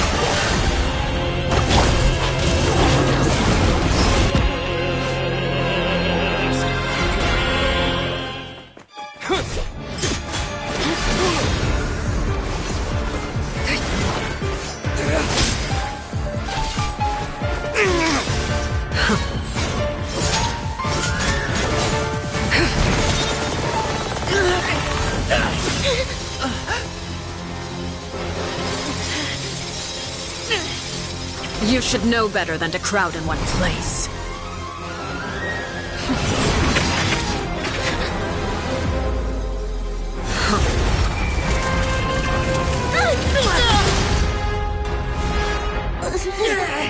Oh, I know. No! I'm sorry, Father!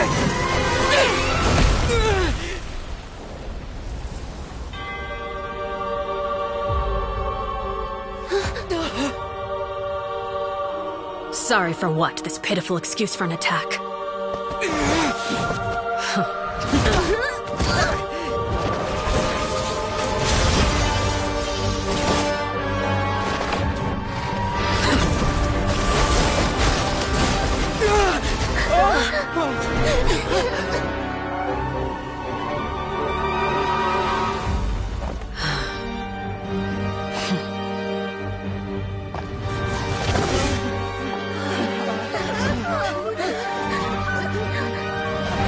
Father, no!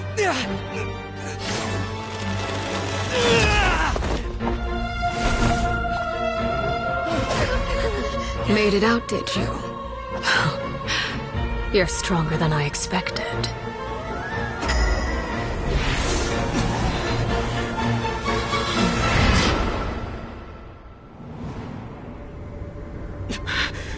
A crimson moon? I can't move.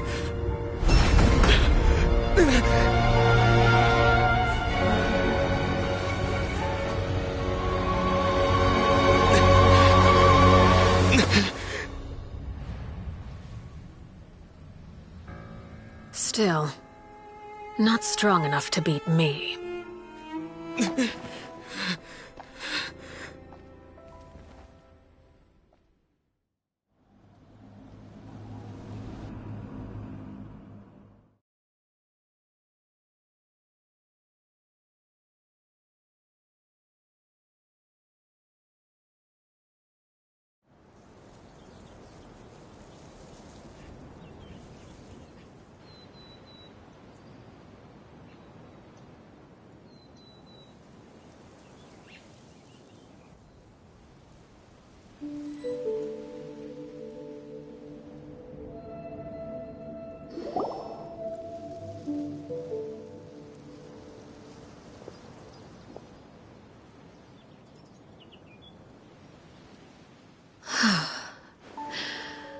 I believe we can end things here. It's not often that we get to enjoy the company of guests, after all. We wouldn't want things to get too out of hand.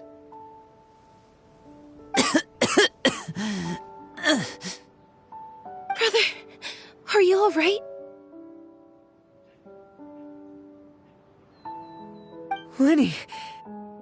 Given that I am the victor of this duel, as agreed, the punishment stands. No! I never thought things would end like this. However, everyone involved in the duel demonstrated a remarkable level of strength and determination. In light of this, I'm prepared to change the method of execution. Elwar, the bottled flames I gave you for safekeeping. Do you still have them?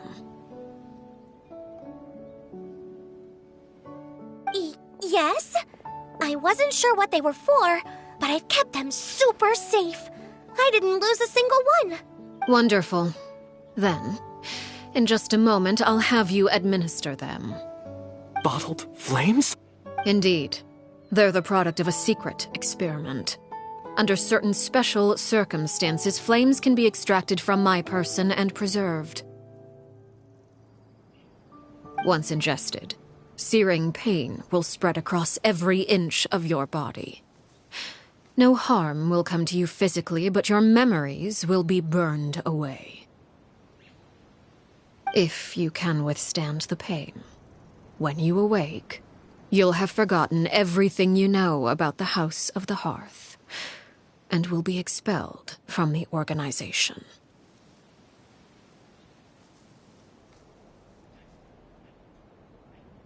In other words, administering this concoction will kill the version of you that grew up in the house, and give you a new identity.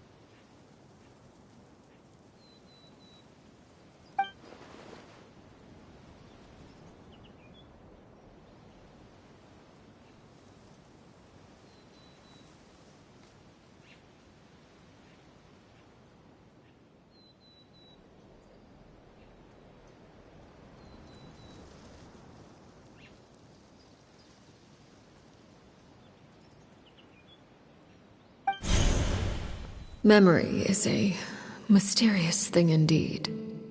Losing a portion of your memories will alter your sense of self.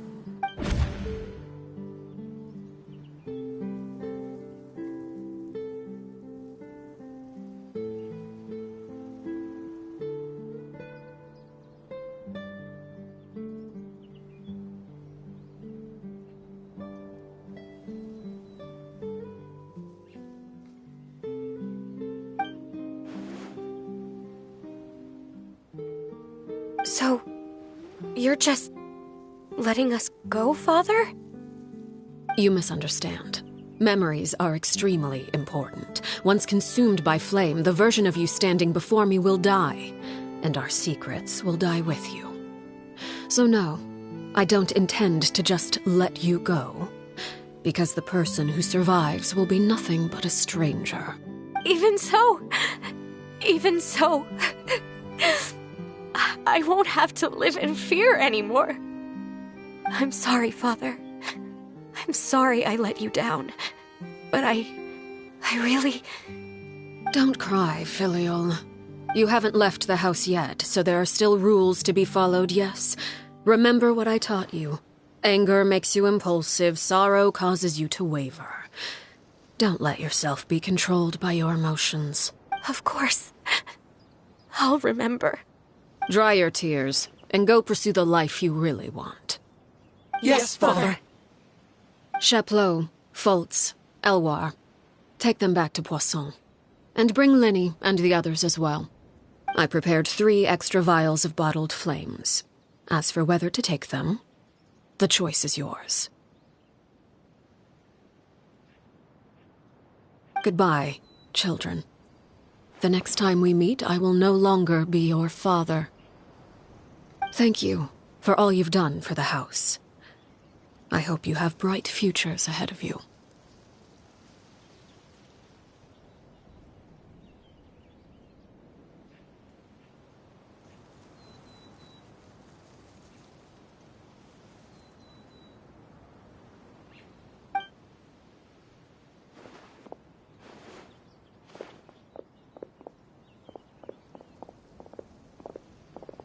Father. Let's go.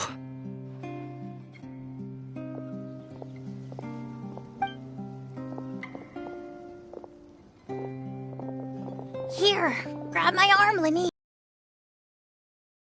Thank Thank you.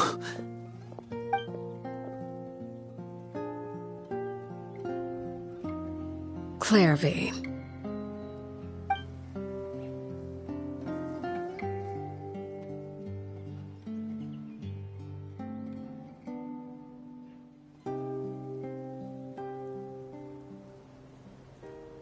Can we talk now? I've been waiting for a super long time. You really are Perry, aren't you?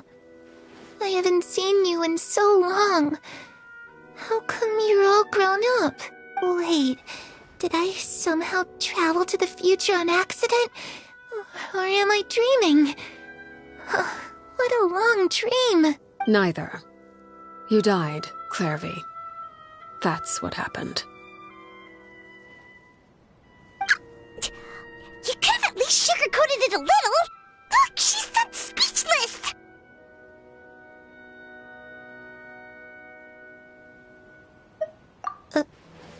Oh. Okay then. Huh? That's it? You accepted it just like that? Yep. If that's what Perry says happened, then I believe her. Perry wouldn't lie to me. Plus, I don't really need to know why I'm like this. I'm more curious about what happens in the future. If you're a harbinger now, Perry, that means Mother is gone, isn't she? Can you tell me about it? I want to know what happened to her. And to me. You never stopped trying to defy fate. At first, no one believed you. You could only vent your frustrations to the moon. In fact, you often sought comfort in the night sky. You wanted to see the aurora, so one night we promised each other we would go to Snezhnaya to see it together. Later on, you tried to run away, but you were brought back each time. Mother spared your life, but it wasn't out of kindness. Instead, she decided to make an example of you by slowly torturing you over time. That way, the other children would know what happens to traitors. Still, you never gave up.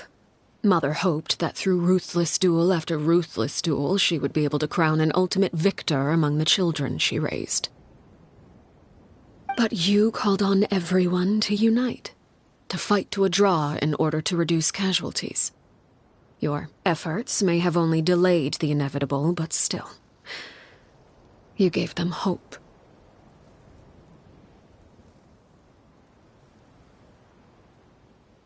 You tried everything you could think of, but every attempt ended in failure. Still, you never turned your sword on Crucibina, and you never turned it on me. On that gloomy day, you told me, "For the last 16 years of my life, I've done everything I can to fight for freedom. But now, I realize that the only freedom I truly possess is the freedom to choose to die." I never imagined I would say something like that. I must have been feeling really worn down.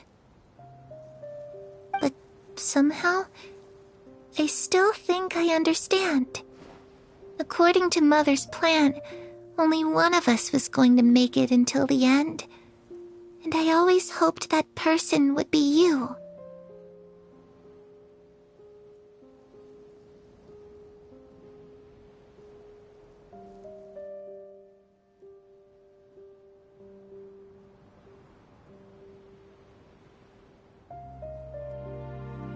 If I could do it all over again, I still don't think I would make a different choice. Even when I first met you, I knew you'd be able to do what I couldn't. Is that so? Even now, I'm not sure I truly understand what kind of freedom you were trying to pursue. But as the head of the House of the Hearth, and as the children's father, I've tried to give them the most basic of freedoms. The freedom to choose their own fate.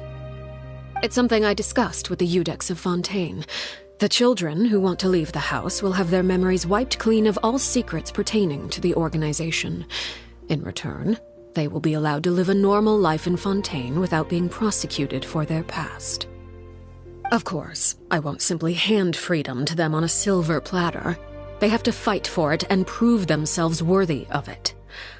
Only freedom that is earned has true value.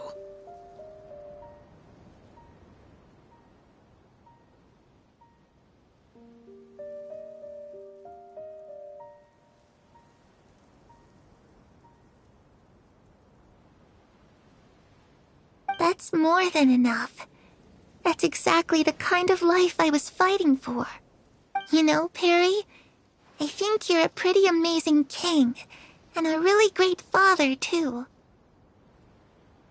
I'm really happy that you're the one who took over the house. I guess I do have one regret, though. I still haven't seen the outside world. Well, it just so happens that our dear guests over here have been to many nations and traveled to countless places. Perhaps they would be willing to tell you what the outside world is like.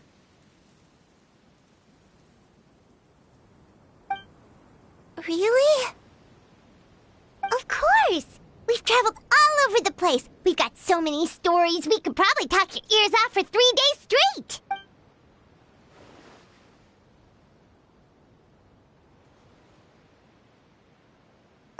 You know, I used to dream of being a bard, playing the lute while singing into the winds of freedom. Even if there was no one there to listen, I would have continued to sing no matter what. Ah, that's where Mora comes from. I never knew that before. If I had some Mora, I would buy 3 new dresses. One for me, one for Perry, and one for Mother. It's just too bad Perry doesn't like wearing dresses. And Mother, she probably wouldn't accept something like that either. I guess I'd just have to keep them all for me then. I could wear a different one every day.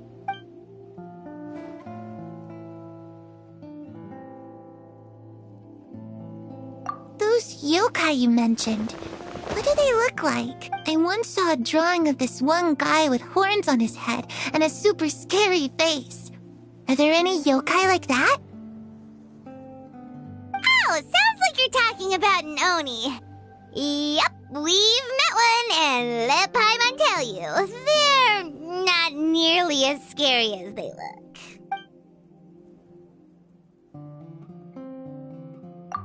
I was always too afraid to skip Mother's fighting lessons. But at the academia, I bet you could do all sorts of secret things in class. Things that have nothing to do with studying. I'm just kidding.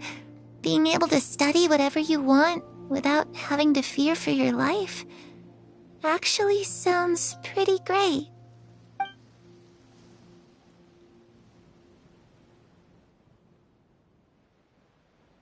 The situation was super dangerous. Lenny and Lynette were accused of committing a crime, and they were going to have to stand trial at the Opera Epicles. Oh no, that must have been hard for all of you. What happened next? Don't worry, we were able to turn the situation around super quickly, all thanks to Detective Paimon, of course. How'd you do that? Come on, tell me. Okay, so it was like this.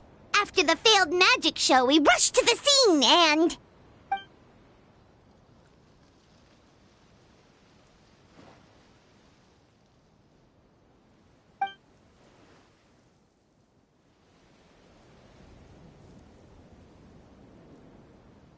Shadows don't have the capacity to learn or grow.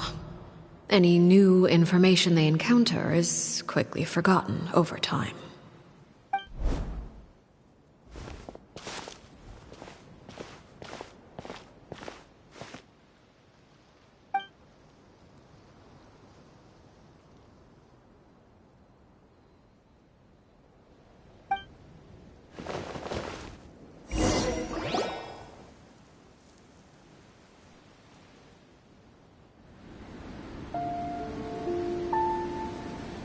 Clairvy, you've worked tirelessly from the shadows to overthrow the House of the Hearth.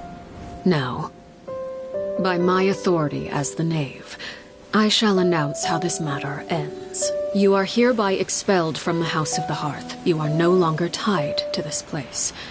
nor are you bound by its rules. You're saying that I can finally leave?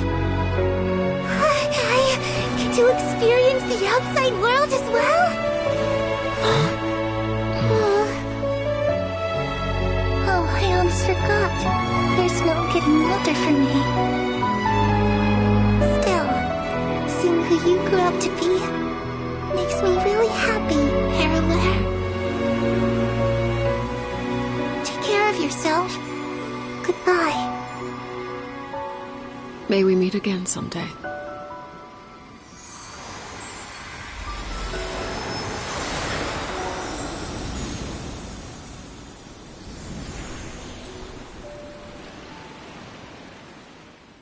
Clairvy. She left so soon. Paimon didn't even get to finish her story. I also have certain sentiments left unsaid. I wanted to tell her that the aurora I saw in Snezhnaya was just as beautiful as the ones in the pictures. But a shadow's memories reset at dawn. Had we delayed any longer, we wouldn't have had the time to say goodbye. Whatever regrets may linger, let them be lost to the coming of a new day. Father? It's Linny! Hey, Linny!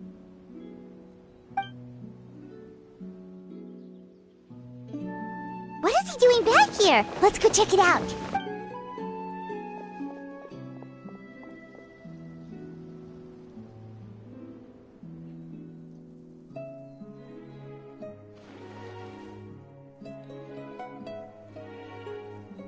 Father, the bottled flames have been administered. Filial and the others have left the house. And you decided. Thank you for giving us that choice, Father. But we never wanted to leave the house. It's the only home we've ever known. Lynette and Fremine feel the same way. They're recuperating back at the Hotel Bouffe d'été. But I decided to come back and tell you where we stood. I'm sure you're well aware of the expectations I have for you. I want you to follow in my footsteps and become the next king of the house. Yet you seem to have different ideas. I must admit, I'm rather surprised by your decision to stay. There's nothing wrong with choosing to live a quiet life. Leading this organization is a heavy responsibility, one not so easily carried by someone forced onto the throne.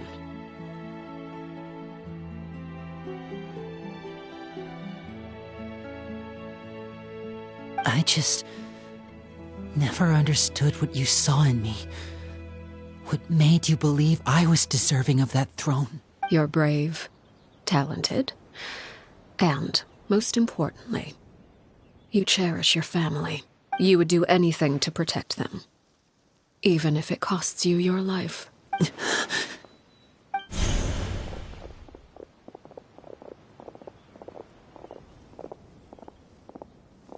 Speaking up back there was so brave of you, Linny.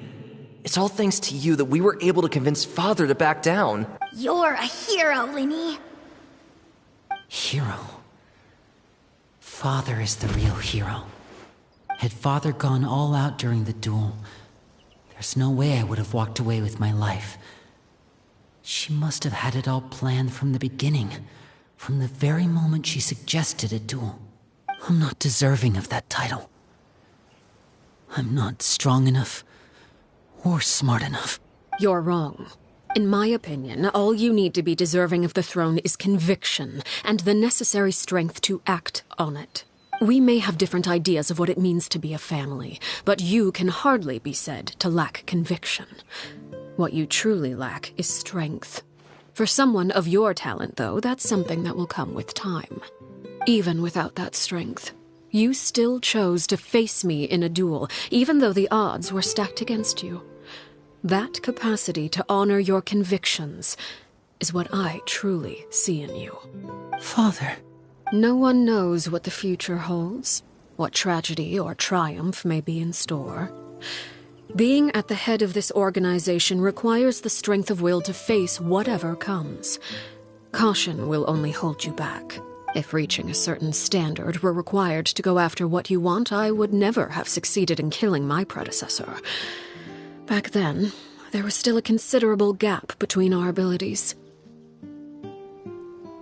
Strength may decide the ultimate victor, but those who let a lack of strength dictate their decisions or undermine their convictions will never be worthy of the throne. I understand, Father. Thank you. Children must grow up to surpass their parents. Only then can a family continue to flourish.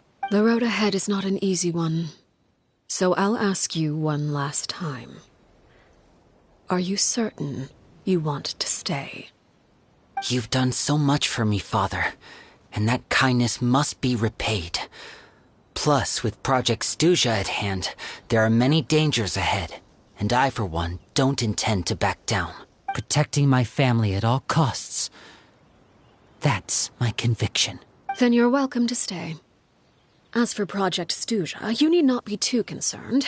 If those cowardly businessmen and heartless dignitaries try to take us down, I'm prepared to teach them a lesson. Having members who longed for the light was our organization's last weakness. With those members no longer among our ranks, the House of the Hearth is like a spider hiding in the shadows. We need only wait for our prey to come to us. At present, our imperative is to use their plan to our advantage. In doing so, a crimson moon shall rise amid the frigid blizzards of winter. No demonstration of loyalty shall go unrewarded, and no sacrifice shall be in vain. As for the two of you, whether we meet again as friend or foe, I'll remember the camaraderie we shared in this moment. No matter how arduous the journey ahead, I hope we both reach our desired destination.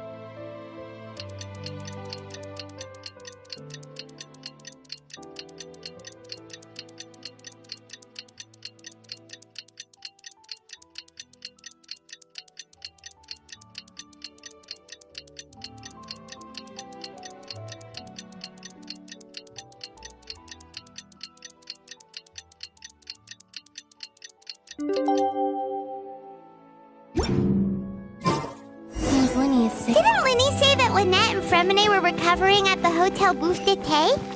Oh, Paimon wonders how they're doing. Maybe we should go check on them.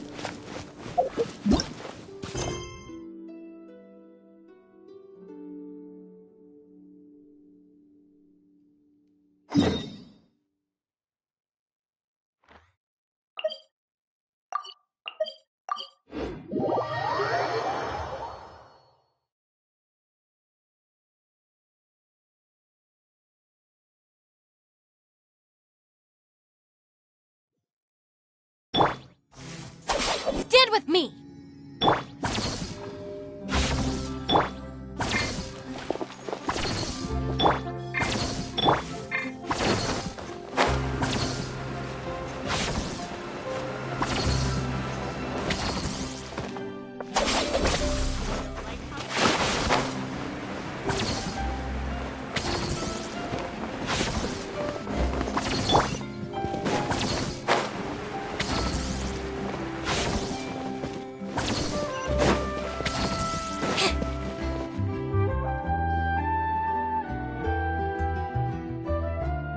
Lynette?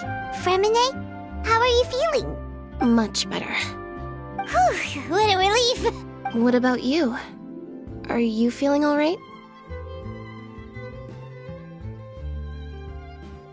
I knew you'd come out unscathed.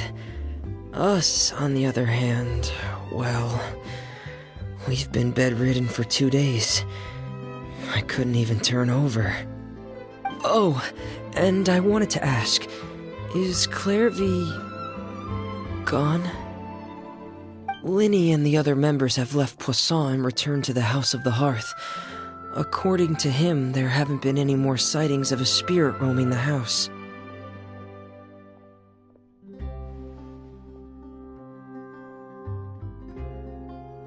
I see. I'm glad. Father came to check up on us 2 days ago and told us about what happened with Crusabina and Clairvy. Actually, I've met Crusabina before. Wait, what? You've met the former knave? Crusabina died a year after Clairvy. It was during the year between their deaths that I joined the House of the Hearth. Crusabina had an extremely cruel and radical way of doing things. While she was alive, the atmosphere in the house was suffocating. When I joined, though, the experiment she valued so much had already come to an end, and all the people involved, dead and injured alike, were gone. Crusabina never talked about the past with us newcomers. A couple of months after I joined, Father killed Crusabina and burned all her files. With that, the names of all the people subjected to her experiments, Clairvy included, were lost to the flames, along with the painful memories they represented. Father took in Lenny and me a couple months after that, but she never mentioned anything about Crusabina or Clairvy. It really seems like something she was planning to keep to herself. The last time you talked to her, did she mention why she kept it a secret for so long? She said she didn't want us to be affected by the darkness of the past. She was worried we'd develop a false sense of gratitude towards her if we knew about it. The foundation of a family should be free of any corrupting influence. Whatever happened in the past, it has nothing to do with who we are now. And that's what Father told us in the end. But I still thanked her for everything. It was only after hearing about what Crusabina did that I finally realized how insignificant our lives could have been. The members of the house meant nothing to her. To say that she valued them in any way, even just as a tool, would probably be giving her too much credit. If Father hadn't taken over the House of the Hearth, I probably would have already... Father rarely brings up the fact that she saved us. She doesn't believe that being indebted to her should be what ties us together. But even if we didn't owe her anything, we would still choose to stay. Because this is our home. We may have arguments or times when we feel wronged. Some people may even choose to leave. But as long as Father is here, we will always have a home. Whether the path before us is bathed in sunlight or shrouded in shadow, we'll follow Father wherever she chooses to go. So I wanted to say thank you for helping us make it through this crisis. Without your help, we could have lost a lot more along the way. Oh, we didn't do anything, really. Of course. You're welcome anytime. Are Filial and Nantoy okay? I actually saw them at a cafe this morning. They didn't recognize me. From what I could tell, they were drinking coffee and talking about one of the operas that started running recently. They seemed happy. If I had to take a guess, I would say they finally found the kind of life they always wished for.